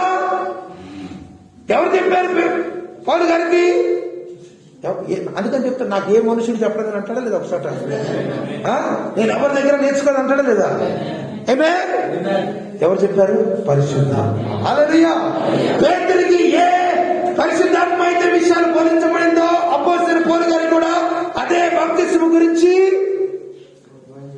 పేతురు ఏ పరిశుద్ధాత్మ బాప్తిసం పొందినారో అపోస్తలుడైన పౌలు గారు కూడా అదే పరిశుద్ధాత్మ బాప్తిసం. నీటి బాప్తిసం ఆయన పొందారు యేసుక్రీస్తు నామములో. పరిశుద్ధాత్మ బాప్తిసము ఆయన పొందారు. ఎలా తెలుస్తుంది? ఒకటే విధం. హల్లెలూయా. ఆమేన్. ఇక్కడ ప్రవక్తగా చెప్తారు, అపోస్తలుడైన పౌలు గారు ఏ సంఘాన్ని సంప్రదించకుండా ఏం చేశారండి? అదే కార్యాలు ఆయన చేశారు. ఆమేన్. ఎందుకనక వారిని నడిపించింది ఆ యొక్క మార్గదర్శిగా, ఒకే మార్గదర్శిగా ఉన్నాడు. హల్లెలూయా. ఆమేన్. మరి ఈనాటి ప్రజలు ఎలా నిరాకరిస్తున్నారు? సత్యాన్ని ఎలా నిరాకరిస్తున్నారు? ఆమేన్. సంఘమును ఎటువంటి క్రమములో ఉంచవల్ల పేతురుకు బోధించబడిన ఆ సిద్ధాంతమును పౌలు నేర్పాను. హల్లెలూయా. ఎందుకంటే పౌలు అపోస్తలులైన పేతురు గారు ఒకే మార్గదర్శిని కలిగి ఉన్నారు. అందుకనే ఏ సేవకుడి కింద మనం ఉండాల్సిన అవసరం లేదు. తెలుసా, కొంతమంది సేవకులు ఉన్నారు, వారు వాళ్ళ కింద ఉండాలని ఆశ కలిగి ఉన్నారు. మన కింద ఏ సేవకులు లేరు. నేను చెప్తున్నాను, మన సంఘం కింద ఏ సేవకులు లేరు. మనం ఏ సేవకుడి కింద లేదు. మనం పరిశుద్ధాత్మ నాయకత్వం మనం కలిగి ఉన్నాం. హల్లెలూయా. ఎప్పుడైతే ఇదిగో నువ్వు నాకు చెప్పకుండా చేసావు, నువ్వు చెప్పకుండా చేసావంటే అది మనుష్యుడి యొక్క నాయకత్వం అవుతుంది. మనను పరిశుద్ధాత్మ నడిపించున్నాడు. అందుకనే మొన్న ఆండ్రూస్ గారు వచ్చినప్పుడు ఆయనకెలా తెలుసు మనం ఏ వాక్యం నేర్చుకుంటామని?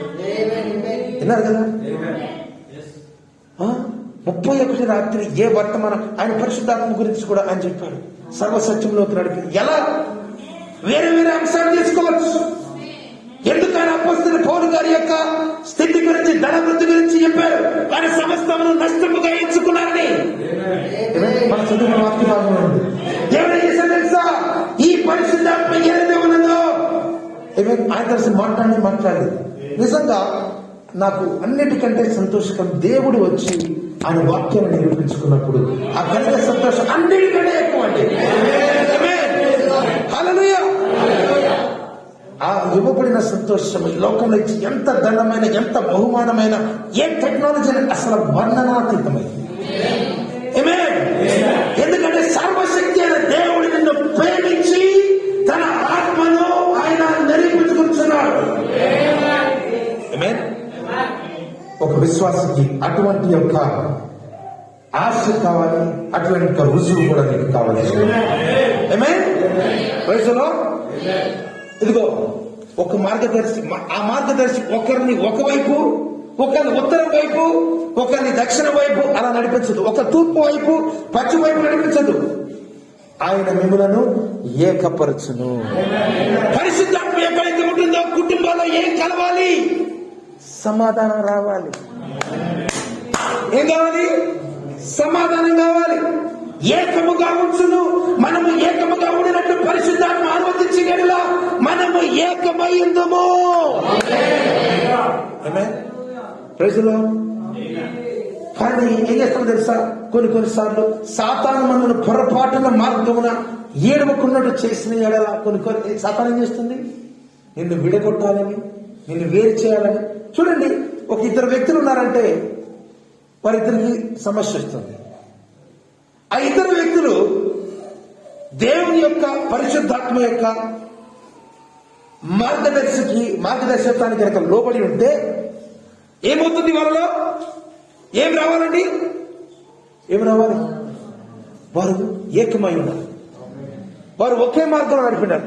కానీ ఈ నడిపించబడే వాళ్ళలో ఒక్కరు కనుక మారిపోయినా, సాతానుతో కనుక వారి యొక్క స్వరాన్ని విన్నప్పుడు ఏమవుతుంది? వారు తప్పిపోతున్నారు. అలాగే జరుగుతుందా? ఇక్కడ ప్రవక్త చెప్తున్నారు, పొరపాటైన మార్గములకు మనం ఈడవబడుతున్నామా? మనము ఏక హృదయం కలిగి ఏక మనస్సుతో ఒక్క ఆత్మ ద్వారా ఒక్క విధానముగా మనం ఉండాలి. ఎప్పుడు? పరిశుద్ధాత్మ ఉన్నప్పుడు. ఆ పరిశుద్ధాత్మ మనను సర్వసత్యములోనికి నడిపించును. మీరు ఆ మార్గదర్శిని, ఏ మార్గదర్శి? పరిశుద్ధాత్మైన మార్గదర్శిని మనము వెంబడించవలసి ఉన్నది. సోదరి సోదరుడా, అలాగే కుటుంబాల్లో సమాధానం రావాలంటే ఏం కలిగి ఉండాలి? పరిశుద్ధాత్మను కలిగి ఉండాలి. పొరపాటు మార్గములకు మనము ఈడవబడరాదు. ఈడవబడకుండా ఉంటేనే ఆ యొక్క మార్గదర్శి నిన్ను నడిపించగలదు. అందుకని తల్లిదండ్రులు కూడా ఏం చేయాలి? తల్లి ఒక మార్గం, తండ్రి ఒక మార్గంలో ఉంటేనే చాలా సమస్యలు వస్తాయి. తెలుసా? మనం ఉన్నదా? నిజం. తల్లేమో పిల్లలు చేసిన దాన్ని సహించుకుంటా ఉండి, తండ్రి ఏమో ఒక విధంగా ఉంటే అది కాదు. తండ్రి సహిస్తా ఉండి తల్లి కట్టే కాదు, అది కాదు. ఏం చేయాలి? తల్లి అయినా తండ్రిని ఎలా ఉండాలి? పరిశుద్ధాత్మ మార్గదర్శి కలిగి ఉండాలి. Praise the Lord. సాతానికి మనం చోటు ఇవ్వరాదు. మీ కుటుంబాలలో మీ పిల్లలు గాని మీ కుటుంబ సభ్యులు వారు పాపమునకు ఈడవబడుతున్నప్పుడు దానిని ఏ మాత్రము దానిని సహించడానికి వీల్లేదు. ప్రవక్తగా చెప్తారు, టోకెన్ గురుకని వర్తమానంలో నా ఇంట్లో ఎలాంటి చెత్త ఉండదంటారు. మ్యాగజైన్స్ అన్ని కూడా తోసేస్తానంటున్నారు. మరి ఈనాడు సెల్ ఫోన్ విషయంలో ఎలా ఉంది? ఎలా ఉంది? వాళ్ళ దుస్తులు ఎలా ఉన్నాయి? సంఘానికి బాగానే ఉండొచ్చు. సోదరి సోదరుడు నేను చెప్పింది ఎలా మనం ఏడవబడుతున్నాం. అర్థమైందా? కఠినంగా ఉండవచ్చు. మీరు వాళ్ళకి నేర్పించకపోతే వాళ్ళు ఎలా నేర్చుకుంటారు? ఒక సేవకుడు ఒక చోట వారు చదివిన దాన్ని చెప్పారు. చూడండి, ఇట్లా చాలా మంది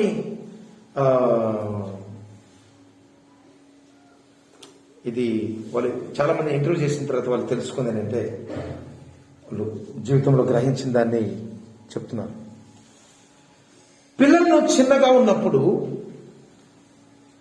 వాళ్ళ యొక్క తప్పులను గనక మనము సరిచేయకుండా ఉంటే, ప్రోత్సహిస్తూ ఉంటే, వాళ్ళు చాలా మందిని అడిగారు, మీ పిల్లలు ఎలా పెంచుతారు, ఎలా ఉంచుతారు అడిగినప్పుడు కొంతకాలం అయిపోయిన తర్వాత ఎలా ఉన్నారని చెప్పినప్పుడు 2 ప్రశ్నలు ఇస్తారు. మీ పిల్లలు చిన్నప్పుడు ఇది చేసేవాళ్ళ అని అడిగారు. తర్వాత ఇది చేస్తున్నారని చెప్పినప్పుడు వాళ్ళు అర్థమైంది ఏంటంటే ఎందుకు వాళ్ళు తర్వాత వాళ్ళ స్థితి ఎవరికి విన్నట్టుగా అయిపోతుందండి. తర్వాత నెలలు చిన్నగా ఉన్నప్పుడు, వారి బాల్య దశలో ఉన్నప్పుడు, కౌమార దశలో ఉన్నప్పుడు వాళ్ళ యొక్క పాపం యొక్క పద్ధతులను ఏం చేశారండి వీళ్ళు? ఏం చేశారండి? సపోర్ట్ చేశారు. ప్రోత్సహించాలి. ప్రవక్త బ్రహ్మం గారు ఇప్పుడు కూడా తన యొక్క కుమార్తెల విషయంలో చాలా కఠినంగా ఉండేవారు. హల్లెలూయా. ఎంతమంది నమ్ముతారు? అలాగే ఉండాలి. పరిశుద్ధాత్మ ఏం చేస్తుంది? ఒక మార్గంలోనికి మనకు నడిపిస్తుంది. వాళ్ళు విన్నది వెనకపోరండి. ఇదిగో నా ఇంట్లో ఉన్నంత వరకు ఇది దేవుని గృహం, నా యొక్క సంరక్షణలో ఉన్నంత వరకు ఇది పరిశుద్ధాత్మ నాయకత్వం. నువ్వు ఎలాంటి పిచ్చి, నేను నాకు బాగా తెలిసిన 20 సంవత్సరాలకు తెలిసిన సేవకుడు చెప్పేవాడు. ఇద్దరు కుమారుడు ఉండేవాడు. సంగమనంలో చెప్పారు, నా ఇంట్లో ఉన్నంత వరకు ఎలాంటి పిచ్చి వేషాలు అయ్యేది. నా కొడుకే కనుక తప్పు చేస్తే ఇదిగో లోక సంబంధమైన పద్ధతులు కనుక రాణిస్తే కనుక వాడిని ఇంట్లోంచి వాడు కనుక మార్చుకోకపోతే, వినకపోతే ఏం చేస్తాను? పంపించవలసిన పరిస్థితి. ఎందుకంటే వాడు నా సంరక్షణలో ఉన్నంత కాలం వాడు నా నాయకత్వానికి లోబడవలసి ఉంటుంది. అది సత్యం. వాళ్ళకి ఇష్టం ఉందా లేకపోయినా, వివాహం అయిపోయిన తర్వాత వాళ్ళ ఇష్టం, 21 సంవత్సరాలు వచ్చిన తర్వాత వాళ్ళ ఇష్టం, వాళ్ళు ఎలానే ఉండవచ్చు. సోదరి అటువంటి యొక్క నిర్ణయాలు మనం తీసుకోవాలి. మనము లోపడుతున్నది మనుష్యునికి కాదు. పాస్టర్ చూసి భయపడద్దు, మనం చెప్తానని చెప్పేసి ఆయన ఏం చేయలేడు. పరిశుద్ధాత్మ మన పిల్లలకి చెప్పాలి, ఇదిగో నువ్వు చేసే పని దేవుడు చూస్తున్నాడు. హల్లెలూయా. దేవుడు ఆకాశం నుండి తొంగి చూస్తున్నాడు. నువ్వు ఎక్కడికి వెళ్ళినా నువ్వు నన్ను మోసం చేయొచ్చు, కానీ పరిశుద్ధాత్మను మోసం చేయలేవు. హల్లెలూయా. హల్లెలూయా. ఆయన మనకు మార్గదర్శి ఉన్నాడు. ఎలా బోధిస్తాడు? ఇప్పుడు మనం విందాం. ఎలా బోధిస్తాడు, ఎలాంటి విషయాన్ని బోధిస్తాడో మీకు వివరంగా అప్పుడు నేను చెప్పాలనుకుంటున్నాను. హల్లెలూయా. ఆమేన్. కొంచెం సమయం అవుతుంది ఈరోజు, క్షమించండి, తొందరగా ముగిస్తాను. ఎలాంటి విషయాలు బోధిస్తాడు? మొట్టమొదటి ఆయన ఎలాంటి విషయాలు బోధిస్తాడండి? 5 రకాల పరిచయంలో ఉన్న బోధకుల ద్వారా, మనుష్యుని రూపంలో ఉన్న బోధకుల ద్వారా ఆయన బోధిస్తాడు. ఏంటండి? ప్రవక్త గారు చెప్తున్నారు, హెబ్రీలు అనే వర్తమానంలో 5 మరియు 6 అధ్యాయంలోని వర్తమానంలో ఆయన ఎలా చెప్తున్నాడు. ఇక్కడ అపోస్తలుడైన పౌలు గారు హెబ్రీయుల గుంపుతో మాట్లాడుతున్నారు. అతడు ఆ సమయంలో ఉన్నప్పుడు చాలా మంది విద్వాంసులు ఉన్నారా? వాళ్ళకి లోతైన విషయాలు చెప్పాలనుంది, కానీ చెప్పడానికి వాళ్ళ మనసులు, వాళ్ళ మనోనేత్రములు మూయబడ్డాయి. గుడ్డి వలె ఉన్నారు. అంతేనా? అలాగే ఉన్నారు. ఆయన చెప్పాడు, ఇదిగో నువ్వు వెళ్ళి నీ ఇష్టం వచ్చి చేసుకో అని చాలా వెగతాలు చేశారా? చాలా వెగతాలు చేశారు. అయినప్పటికీ కూడా అపోస్తలుడైన పౌలు గారు ఆయన భయపడలేదు. ప్రైజ్లో అలాగే పరిశుద్ధాత్మ చేత బోధించబడుతున్నప్పుడు ఇది లోకములో ఉన్న ఈ యొక్క సైద్ధాంతికమైన సిద్ధాంతాల ద్వారా ఆయన చెప్పడు. అంటే ఏదో కొత్త రకమైనది ఆయన చెప్పడం. అలాంటి విషయాలు ఆయన ఇప్పుడు చెప్పడు. మరి ఏం చెప్తాడు? ఎవరి ద్వారా చెప్తాడు? దేవుడు 5 రకాల పరిచయం. ఎవరండి వారు? అపోస్తలులు, ప్రవక్తలు, కాపరులు, సువార్తికులు, బోధకులు. అంటే పరిశుద్ధాత్మ ఆత్మరూపి అయి మీతో మాట్లాడాలంటే ఎలా మంది మాట్లాడతాడు? ఇప్పుడు ఆయన ఒక సాధనాన్ని వాడుకుంటాడు. ఏ సాధనము? 5 రకాల పరిచర్యలు అనే సాధన, మనిషి సాధనాన్ని నేను చెప్పట్లేదు, ప్రవక్త గారు చెప్తున్నారు. ఆయన మాట్లాడి వారిని వాడుకుని పరిశుద్ధాత్మయే సంఘములో ఉపదేశకులను నియమించాడు. ఎవరు వాళ్ళు? అపోస్తలులు, ప్రవక్తలు, కాపరులు, సువార్తికులు, బోధకులు. ప్రజల వారి ద్వారా నీకు ఏది ఇస్తారండి? నేర్పిస్తారు. అందుకనే వాళ్ళు నీకు ఏది ఈ యొక్క 5 రకాల పరిచయాలు దేని నుండి చెప్పాలి?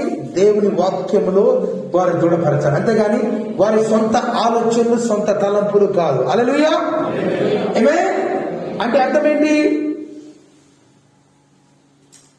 దురదృష్టకరమైన మీకు ఎలా అనిపించారు అంటే మనుషుల ద్వారా కూడా నీవు ఈ యొక్క బోధకుని అంగీకరించాలి. ఏ మనుషులు? అభిషేకించబడిన 5 రకాల పరిచర్య బోధకుల ద్వారా దేవుడు నీకు ఇస్తున్నాడు. ఏం నేర్చుకుంటున్నారు? ఉపదేశం అనేది బోధకుడు ఎలా బోధిస్తాడో. బ్రదర్ నేను అనుకున్నాను, బ్రదర్ నాకు మెరుపు ద్వారా వస్తుంది అనుకుంటామంటే కాదండి, అన్నిసార్లు అది రాదు.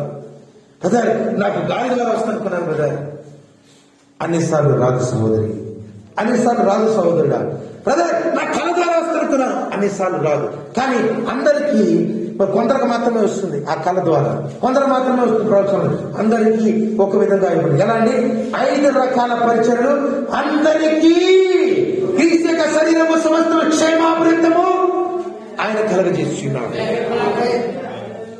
కొందరికి కళలు వస్తాయి, కొందరికి రాకపోవచ్చు. కాబట్టి నిరుత్సాహపడకూడదు. దేవుడు నీకు నాకు ఈ అంత్యకాలంలో పరిశుద్ధాత్మ ద్వారా అభిషేకించబడిన 5 రకాల పరిచర్యల ద్వారా నీకు ఉద్దేశించాలని జ్ఞాపకం చేసుకో.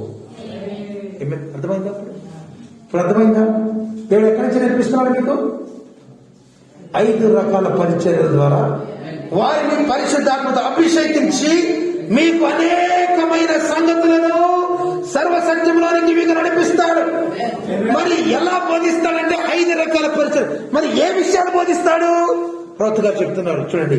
పరిశుద్ధాత్మ బాప్తిస్మం అనే వర్తమానంలో ఆయన చెప్తారు, మన బోధకుడైన పరిశుద్ధాత్ముడు మనము కలిగి ఉన్నందుకు కృతజ్ఞత చెల్లించుదామా? ఆయన ఏదో పాతకాలపు మూఢమైన ఆలోచనలు, పెట్ట కథలు, బుర్ర కథలు, లేకపోతే కల్పన కథలు, వాటి గురించి ఆయన చెప్పడు. పరిశుద్ధాత్మ ఏం చేస్తుంది తెలుసా? వెళ్ళి ఏ లేఖనమైతే రాయబడి ఉన్నాయో ఆ యొక్క రాయబడిన వాక్యములు అదే స్థానంలో నిన్ను ఉంచును. అందుకని కానీ కల్పన కథలు చెప్పింది. బ్రదర్ మీరు చెప్పింది బైబిల్లో ఎక్కడ ఉంది, దాన్ని చూపించగలరా అని చెప్పాలి. అర్థమైందా? బైబిల్లో లేకపోతే లేదు. బ్రదర్ ఇది ఇది ఇది ఇది ఈ కాలపు జనాలు ఎలా ఉన్నారంటే దొరక చెవులు కలవారు ఉన్నారు. జోకులు చెప్తే బాగా వింటారు. అంతేనా? జోకులు చెప్తే బాగా వింటారు, పెట్ట కథ చెప్తే బాగా వింటారు. కానీ అసలైన వాక్యం చెప్తే చాలా కష్టం. అర్థమైందా? ఎంత వాక్యం ఉంటుంది, ఎంత వేరేది ఉంటుంది. పరిశుద్ధాత్మ ద్వారా జరిగిన కార్యం చెప్తే పర్లేదు, ఏం కాదు. ఇదిగో పలానా సోదరి జీవితంలో పలానా జరిగింది, ఇక్కడ ఎలా ఉన్నది అంటే పునరుద్ధరణ శక్తి గురించి చెప్తే ప్రాబ్లం లేదు. అంతేగాని దీని గురించి దాని గురించి కాదు. ఇది నిన్న కెమికల్ లేకపోతే నిన్న గిరిగిత్తులు పెట్టి ఇది ఎంటర్టైన్మెంట్ ప్లేస్ కాదు. అర్థమైందా? నేనేదో ఉత్తేజపరిచేది సాంస్కృతికమైన కార్యక్రమం కాదు. ప్రజలు అలాంటి యొక్క సువార్తను కోరుకుంటున్నారు. అంతేరా? సరే, ఒకవేళ అలాంటి ఉద్దేశంతో కనుక నీకు వస్తే నువ్వు తప్పుడు ప్రదేశానికి వచ్చావు. ఆయన సర్వ సాధ్యములు నడిపిస్తాడు. అంతేగాని నీకు దెబ్బ తగలకుండా ఏమి అంటకుండా ఆయన నిన్ను నడిపిస్తాడే కాదు. ఆయన కోయవలసిన చోట కోయను, నెట్టవలసిన నెట్టును. పరిశుద్ధాత్మ మనకు బోధకుడై ఉన్నాడు. కల్పన కథల వైపు కాక ఆయన ఏ విధమైన బోధ తీసుకొస్తాడండి? వాక్యములకు సంబంధించిన బోధనే ఆయన తీసుకొచ్చాడు. ఒక సహోదరుడు వచ్చేది, ఆమెది ఏంటి పద్మ సిస్టర్ తెలుసు, గాయత్రి సిస్టర్ కామె వచ్చేది. ఆమె ఏమన్నారంటే మీ చర్చలు ఏంటి ఎక్కువ వాక్యాలు చదువుతున్నారని చెప్పేసి ఆమె ఇబ్బందిగా ఉండేది. వాక్యాలు చదువుతుంటే ఇబ్బందిగా ఉందంటే అర్థం ఏంటి? మీకు తెలుసా ఆమె ఇప్పుడు అసలు వర్తమానం లేదు, తెలుసా? ఉందమ్మా? లేదు. ఎవరన్నా ప్రశ్న అడిగినప్పుడు మేము కానుకుంటాం, తెలుసా? ఎందుకంటే వాళ్ళు ఎటువంటి ఆత్మ అనేది కొన్ని రోజుల్లో తెలిసిపోతుంది. అడిగినప్పుడు ఎలా ఉంది? ఏంటి మీరు వర్తమానం చెప్పట్లేదు? నన్ను అడిగిన ప్రశ్న అర్థమైందా? వర్తమానం చెప్పట్లేదండి. వర్తమానం చెప్పినప్పుడు సరే, చెప్పినప్పుడు ఆమెనందా అంటే దానికి కూడా కాదు. అంటే అర్థం ఏంటిది? ఎటువంటి ఆత్మతో నడిపించబడుతున్నాం. హల్లెలూయా. సోదరి వాక్యము మనకి నేర్పించబడింది. వర్తమానం ఎలా ఉన్నాయి? రైట్ ట్రాక్ కనుక రెండు పట్టాలు ఎలాగైతే ఉన్నాయో అలా ఉంది. నేను ఎలా అర్థం చేసుకుంటాను తెలుసా? నేను మీకు ఉదాహరణ ఇస్తాను. వాక్యము అది రాయబడింది, వర్తమానాన్ని ఒక డిక్షనరీగా తీసుకుంటాను. నిఘంటువుగా తీసుకుంటాను నేను. పద్దాకు నిఘంటువు పట్టుకుంటావా? ఏదో మెంటలు వచ్చినట్టు. నిఘంటువు కాదు, ఏం పట్టుకోవాలి? బైబిల్తో పాటు నిఘంటువు రెండు ఎందుకు అవసరం? ఇది నీకు అర్థం కాకపోతే చేస్తే కంట్రోల్ చూసుకుంటా. మరలా ఏం చేయాలి? మరలా ఇక్కడికి రావాలి. మరలా చదువుతారు అర్థం కాకపోతే ఇక్కడికి వెళ్ళాలి, మరలా ఇక్కడికి రావాలి. అలాగే పరిశుద్ధాత్మ ఏం చేస్తుంది? వాక్యముకి తీసుకొస్తుంది. హల్లెలూయా. అది ఏ కార్యక్రమైనా ఏదైనప్పుడు కూడా నీ వస్త్రధారణ కావచ్చు, నీ ప్రార్థన కావచ్చు, నీ జీవితంలో ప్రతి మార్గాన్ని పరిశుద్ధాత్మ నిర్దేశించును. పరిశుద్ధాత్మ మనకు ఎలా నడవలసి బోధించును. హల్లెలూయా. కల్పన కథ వైపు కాదు. ఏదైనా చెప్తాను. నీకు ఏదైనా ప్రశ్న ఉంటే సోదరుడా నేను ఒకటే చెప్తాను, మీ బైబిల్ వర్తమానం తీసుకురండి. ఎటువంటి విషయమైనా మీరు మాట్లాడాలంటే బైబిల్ మీ యొక్క వర్తమాన పుస్తకం తీసుకురని మనం మాట్లాడతాం. అన్నిటికీ సమాధానం ఉంది. నేను నేర్చుకుంది అది సంవత్సరంలోనే. అంతేగాని పలానా సేవకుడు చెప్పాడంటే నాకు సంబంధం లేదు, పలానా అయ్యగారు చెప్పారంటే నాకు సంబంధం లేదు. నాకు కలబద్ద వాక్యము వర్తమానం. నేను ఎవరు వర్తమానాలు వినను. ప్రైజ్లో ఎవరంటే వాళ్ళు మీటింగ్ లో ఉన్నప్పుడు వింటారు, ఒకవేళ వేరేసి వస్తుంది. అర్థమైందా? దేవుడు వాళ్ళందరూ వారి పరిచయం ఓకే, హల్లెలూయా, వారు దాన్ని జరిగిస్తున్నారు. కానీ ఏదైనా అర్థం కాకపోతే ఏం చేయాలి? దేవుడు స్థానికముగా ఇవ్వబడిన 5 రకాల పరిచయంలో నీవు అడుగు.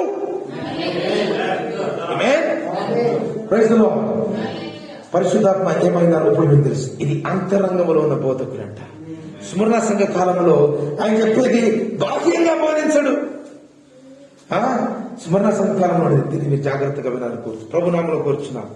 దేవుడు మౌనంగా ఉన్నప్పుడంట మనం మౌనంగా ఉండడం మంచిదంట. విన్నారమ్మా? విన్నారా సోదరుడు?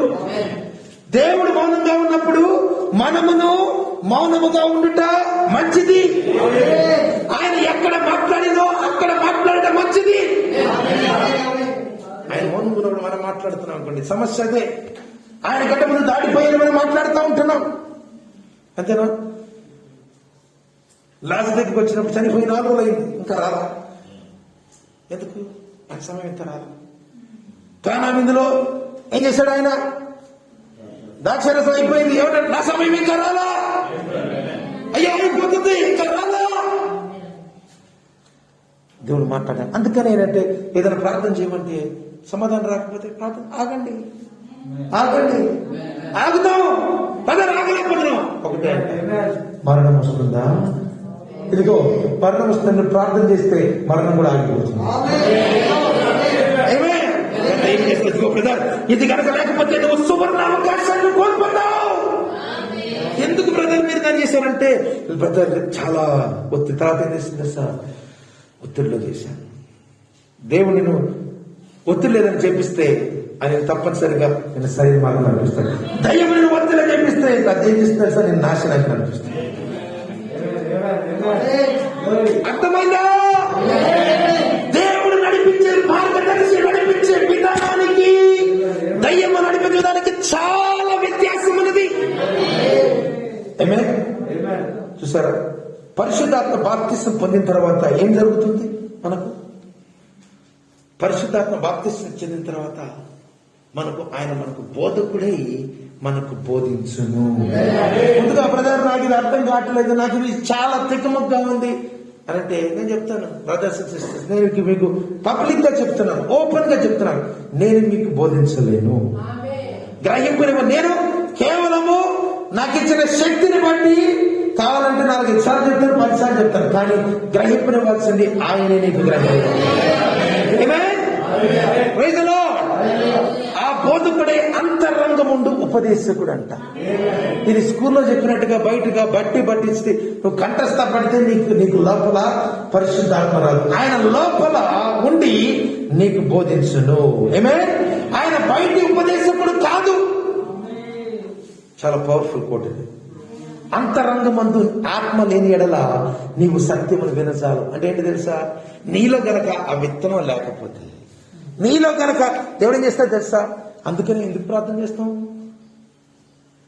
ఎందుకు పాటలు పాడతాం తెలుసా? దేవా, ఈ పాటల ద్వారా మీ హృదయం దున్నబడి. అర్థమైందా? ఎందుకు మీరు శనివారం కానీ లేకపోతే అంతకు ముందు రోజు ఎందుకు ప్రార్థన చేయాలి? రాబోయే వాక్యం ఏమైంది? విత్తనమైంది. ఈ వాక్యం మీలోకి వస్తున్నప్పుడు ఏం చేయాలి? మీలో వాక్యాన్ని అంగీకరించే ఆత్మ మీకు కావాలి. అప్పుడు ఏమవుతుంది? ఏమైందండి? అంతేనా? కాబట్టి నీలో కనుక ఆ యొక్క వాక్యాలను అంగీకరించాలంటే, పరిశుద్ధాత్మ బోధన నీకు అంగీకరించాలి. ముందుగా నీకేం కావాలి? ఆ అంగీకరించే ఆత్మను నీకు కావాలి. అదే ప్రభుత్వంగా చెప్తుంది. ప్రజల్లో అంతరంగమందు ఆత్మ లేని ఎడలో నీవు సత్యమును వినచాలవు. అందుకనే నీకు ప్రతి ఎంత చెప్పినా మాకు అర్థం కావట్లేదండి. ఎందుకు అర్థం కావట్లేదు తెలుసా? నీకు ముందుగా నీకు ఆ ఆత్మ లేదు. అర్థమైందా? ఎందుకు? మిగతా 4 అర్థమవుతుంది, నీకెందుకు అర్థం కావట్లేదు? దాన్ని మనం గ్రహించాలి. గ్రహిస్తున్నామా? నీవు దానిని దినములోని ప్రతి క్షణము కూడా వింటూ ఉండవచ్చును. పౌరు దినములో అంతరంగమందు నివసించు ఆత్మ సూచన అదే. పరిశుద్ధాత్మతో నింపబడిన వారు వాక్యమును విని దాన్ని చేర్చుకొని దాని ద్వారా జీవించండి. ఆత్మను పొందలేని వారు ఎలా ఉన్నారు తెలుసా? కేవలం శరీర సంబంధం విన్నట్టుగానే వింటారు. వాడు తప్పుడని వాళ్ళని చెప్తారు, పాపములోనికి వెళ్ళెదరు. అందుకని సంఘములో అదే పరిశుద్ధాత్మ కొందరికి ఏం చేస్తుంది? వారు విని అంగీకరించి దేవుల్లో నడిపే విధంగా ఉంటుంది. ఇంకొందరికైతే వారిలో సరైన ఆత్మ లేదు కాబట్టి ఇదే వర్తమానము, ఇదే వర్షము, ఇదే పరిశుద్ధాత్మ, ఇదే అద్భుతాలు వారు చూసి కూడా ఏం చేస్తారంటే తప్పుడుగా అర్థం చేసుకుని వారు పాపములోకి వెళ్ళెదరు. అర్థమైందా? అందుకని సంఘాలని, కాపరుల్ని మనం కాదు. ఇది వ్యక్తిగతమైన సంబంధం. మరి అయినా కదా రాకడ వచ్చేంత వరకు ఉంటారు 3 రకాల విశ్వాసం ప్రతి సంఘంలో: విశ్వాసి, అవిశ్వాసి, వేషధారి. అంటే ఏంటి? ఈ రోజు చెప్పే వాక్యాన్ని ఎంతమంది అంగీకరిస్తారో తెలుసా? నేను మీకు గ్యారంటీగా చెప్తాను, మీకు ఇది షాక్ అనిపిస్తుంది. ఇక్కడ విన్నాలలో 100% అందరూ అంగీకరించలేదండి. లేదు, అది నిజం. అంటే ఒక 70% మాత్రమే ఉండొచ్చు, ఒక 80% మాత్రమే అంగీకరించి ఉండొచ్చు, ఇంకా ఒక 50% ఉండొచ్చు. అర్థమైందా? అంటే ఎందుకు నీకు దేవుని యొక్క వాక్యం వస్తున్నప్పుడు ఎందుకు అంగీకరించలేకపోతుంది? నీకు వినే ఆ ఆత్మ లేదని ప్రవక్త గారు చెప్తున్నారు. ఆ ఆత్మను పొందాలంటే ఏం చేయాలి? ఒక మ్యాగ్నెటిక్ తీసుకున్నప్పుడు అది ఎందుకు ఆకర్షించబడుతుంది? అక్కడ ఉన్నది ఇక్కడ ఉన్నది కలిసి. అర్థమైందా? వేరే విధంగా చేస్తే ఏమవుతుంది? అతుక్కుంటుందా? లేదు. నీలో ఏదైతే ఉన్నదో దాన్ని మీరు లాక్కోవాలి. హల్లెలూయా. లాక్కోలేకపోతున్నాడు, ఇంకా నువ్వు శరీర సంబంధంగానే ఉన్నావు. ఆత్మను కలిగిన వారు అనగా ఉపదేశకుని కలిగి ఉన్న వాక్యమును వినిరి, ఆత్మవాక్యమును స్వీకరించేది, వారికి నేర్పించెను, వారు వర్తమానకు విని గొప్పగా ఉన్నారు, ఆ వర్తమానం వారు జీవించరు. హల్లెలూయా. ఆయన పరిశుద్ధాత్మ మనకు అనువాదకుడు, లేకపోతే ఉత్తరవాది మాత్రమే కాదు, న్యాయవాది మాత్రమే కాదు. ఆయన ఏమైనాడు? మనకు బోధకుడై ఉన్నాడు. హల్లెలూయా. మనము సత్యవాక్యాన్ని తీసుకుంటున్నాం అంటే అది మన యొక్క సొంత జ్ఞానం కాదు, ఆయనే మనలో ఉండి దానిని అంగీకరించే విధంగా, మనకు తెలుసుకునే విధంగా ఆయన చేస్తున్నాడు. అందుకనే ఏ బోధకుడు ఎంత బాగా చెప్పినా, ఎంత బాగా చెప్పకపోయినా దేవుడు లోపల నుండి కార్యం జరిగిస్తాడు. ఎందుకంటే బాగా చెప్తే ఇంటే కనుక మంచి చాలా టీచర్లు చాలా మంది చెప్పేవాళ్ళు ఉన్నారు. ఎలిమెంటరీ స్కూల్, కాలేజీ లెక్చరర్లు బాగా చెప్తారు. వాళ్ళకి వాక్యం చెప్తే మాకంటే అనేకమైన రెట్లు చెప్తారు. ఇది చెప్పేవాళ్ళు కాదండి. గ్రహింపు రావాలంటే ఇది లోపల ప్రక్రియ, అంతరంగమైన ప్రక్రియ, ఇది బాహ్యమైన ప్రక్రియ కాదు. సువర్ణ సంఘకాలంలో ప్రవక్త గారు చెప్తున్నారు. హల్లెలూయా. కాబట్టి దేవుడు అభిషేకించిన ఉపదేశకుల ద్వారా నీకు ఆ వర్తమానం ఇస్తున్నప్పుడు ఏం చేయాలి? నువ్వు దానిని ఆత్మతో, ఆత్మవాక్యాన్ని నీవు అంగీకరించాలి. అప్పుడు నువ్వు దాని ద్వారా జీవించగలవు. నీవు తీసుకోకపోతే నువ్వు ఎలా జీవించగలవు? ఏ వాక్యం విన్నావంటే ఏదో విన్నాం, ఏంటి బదులు చాలా చెప్తారు కదా, అన్ని గుర్తు పెట్టుకోమంటే ఎలా గుర్తు పెట్టుకుంటాం? మీరు మాత్రం కానీ ఆలోచించకుండా, అంటేనా? ఎన్నో తింటూ ఉంటాం, అన్ని గుర్తు పెట్టుకుని ఎలా గుర్తుంటుంది? కొంచెం మా పైన కరుణించండి అంటారు. తర్వాత పరిశుద్ధాత్మ ఏం బోధిస్తుందో చూద్దాం. మన ప్రవర్తనను, మన గుణాన్ని ఆయన బోధిస్తారంట. హల్లెలూయా. ఏంటండి? నేను చెప్పట్లేదు, వర్తమానం చెప్తాను. పరిశుద్ధాత్మ ఏం బోధిస్తుంది? మొదట ఏం బోధిస్తుందంటే మనకు 5 రకాల పరిచర్యలను మనకు బోధిస్తుంది. రెండవది ఏం నేర్పిస్తుందని కాదు కదా, కాదు, అంతకుముందు ఒకటి ఉన్నది. 5 రకాల పరిచయం తర్వాత ఒకటి ఉన్నది. ఆయన ఆది కాండము నుండి ప్రకటన వరకు ఆయన బోధిస్తాడు. ఆయన ముక్కల వాక్యం బోధించడు. ఆది కాండం నుండి, లేకపోతే కీర్తన వాక్యం ఆయన మాత్రమే బోధించడు. ప్రకటన వాక్యం మాత్రమే బోధించడు. ప్రసంగి మాత్రమే బోధించడు. ఆది కాండం మాత్రమే బోధించడు. ఆది కాండము నుండి తర్వాత ఇది అంతరంగములో నుండి వచ్చే బోధ, ఇది బయట వచ్చే బోధ కాదు. హల్లెలూయా. చివరిగా ఏం నేర్చుకోబోతున్నాం? ఇది మన పరిశుద్ధాత్మ యొక్క బోధ ఎలా ఉంటుంది? ప్రవర్తనను మరియు గుణాన్ని నేర్పిస్తుంది. చూడండి, ఏది నేర్పించినా ఏనా మీకు నేర్పించింది మీ తల్లిదండ్రులు, మీ అమ్మ నేర్పించిందేనా అంటారు కదా, అంతేనా? స్కూల్లో ఎలా నేర్పించింది మీకు అంటారా? స్కూల్లో ఎలాగే చెప్తున్నారా? టీచర్తో కొడుకున్నారు, ఏంటండి ఎలాగే చెప్తున్నారా? తను చెప్పుకోవచ్చు, ఏమా ఎలా చెప్తున్నారా అంటారు లేదా? పిల్లడు తప్పు చేస్తే పోలీసులు ఎవరు తీసుకొస్తారు? లైసెన్స్ లేకుండా వాళ్ళు డ్రైవింగ్ చేస్తే ఎవరు దగ్గరికి వస్తారు? తల్లిదండ్రుల్ని చేయలేస్తారు. నాకు మీ పిల్లలతో లైసెన్స్ లేకుండా బండి వద్దు. ఇస్తే పోలీసులు పట్టుకుంటే దానికి మీరే బాధ్యత. అర్థమైందా? హల్లెలూయా. కాబట్టి ఏం నేర్పిస్తారు మనకైనా? ప్రవర్తన సద్గుణం. ఏం చెప్తారు? దేవుడు తన సంఘాన్ని ఆశీర్వదించాలనుకుంటున్నాడు. ఎలా? కోడి తన పిల్లల్ని ఎలాగైతే కాపాడుతుందో ఆయన అలా వింటే ఆశీర్వదించాలి. కానీ మనం ఏం చేస్తున్నామంట? మనుషుల నాయకత్వములకు మనం వింటున్నాం. పరిశుద్ధాత్మ నాయకత్వములకు బదులుగా మనిషి నాయకత్వాన్ని లోబడుతుంది. నాకు ముంచుకోండి, ఇక్కడ ఒక సేవకుడు రెండు రకాలుగా ఆయన నాయకత్వం చేయొచ్చు. ఒకటి పరిశుద్ధాత్మ కలిగి, రెండోది పరిశుద్ధాత్మ లేకుండా. ఏమే అర్థమైందా? పరిశుద్ధాత్మ కలిగి ఇదిగో నాకు చెప్పు, నాకు చెప్పు, నాకు నాకు నాకు కాదు. ఏంటండి? వాక్యం, వర్తమానం. కొన్నిసార్లు మీకు ఉదాహరణ చెప్తాను. మీరు ఎక్కడికైనా వెళ్ళాలనుకున్నప్పుడు పర్లేదు బదర్ అంటారు. పర్లేదు బదర్ అంటే వెళ్ళలేదని కాదండి, ఆత్మ చేస్తుంది తెలుసా. వీళ్ళు ఉన్నారు, దాని గురించి మాట్లాడాల్సిన అవసరమే లేదు. కొంతమంది చెప్పినప్పుడు కాదు. ఎందుకు వస్తుంది? ఆత్మ దానికి అంగీకరించదు. బ్రదర్, నువ్వు చాలా నన్ను ప్రేమిస్తావు, చాలా నన్ను గౌరవిస్తావు, కానీ నేను నీకు సత్యం చెప్పాలి. లేకపోతే ఏమవుతుంది తెలుసా? రాజీ పడలేమండి. మీ పట్ల నేను కృతజ్ఞత కలిగి ఉన్నప్పుడు కూడా నిజమైన కృతజ్ఞత ఏంటి తెలుసా? మీకు సత్యంలో కనిపించడం. మీరు ఎవరైనా కావచ్చు, చదువు రావచ్చు, చదువు రాకపోవచ్చు, మీ స్థితి ఏదైనా కావచ్చు. ఏమే మీరు విశ్వాసాన్ని కలిగి ఉంటే, దేవుని యొక్క ఆత్మ కలిగి ఉంటే దేవుడే నడిపిస్తాడు మనం. హల్లెలూయా. ఆమేన్. ఇప్పుడు ఇందాక సాక్ష్యం చెప్పారు. ఏమని? ఏం కాదు, ఏం కాదు అనేది.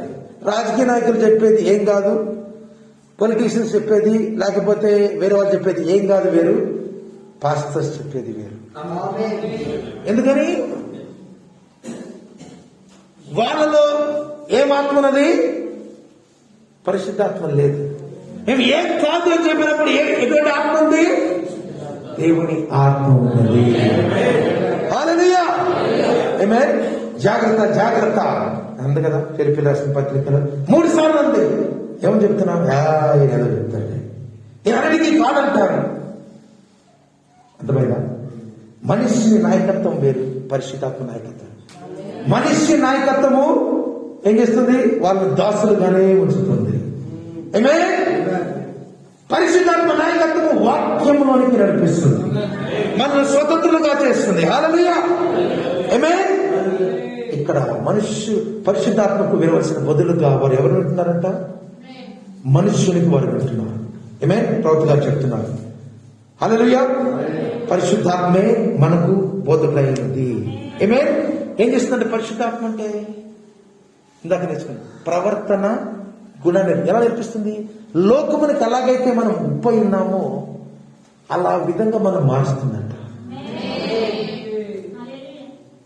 బ్రదర్, నేను వాడబడాలి. బ్రదర్, సోదరి వాడబడాలా?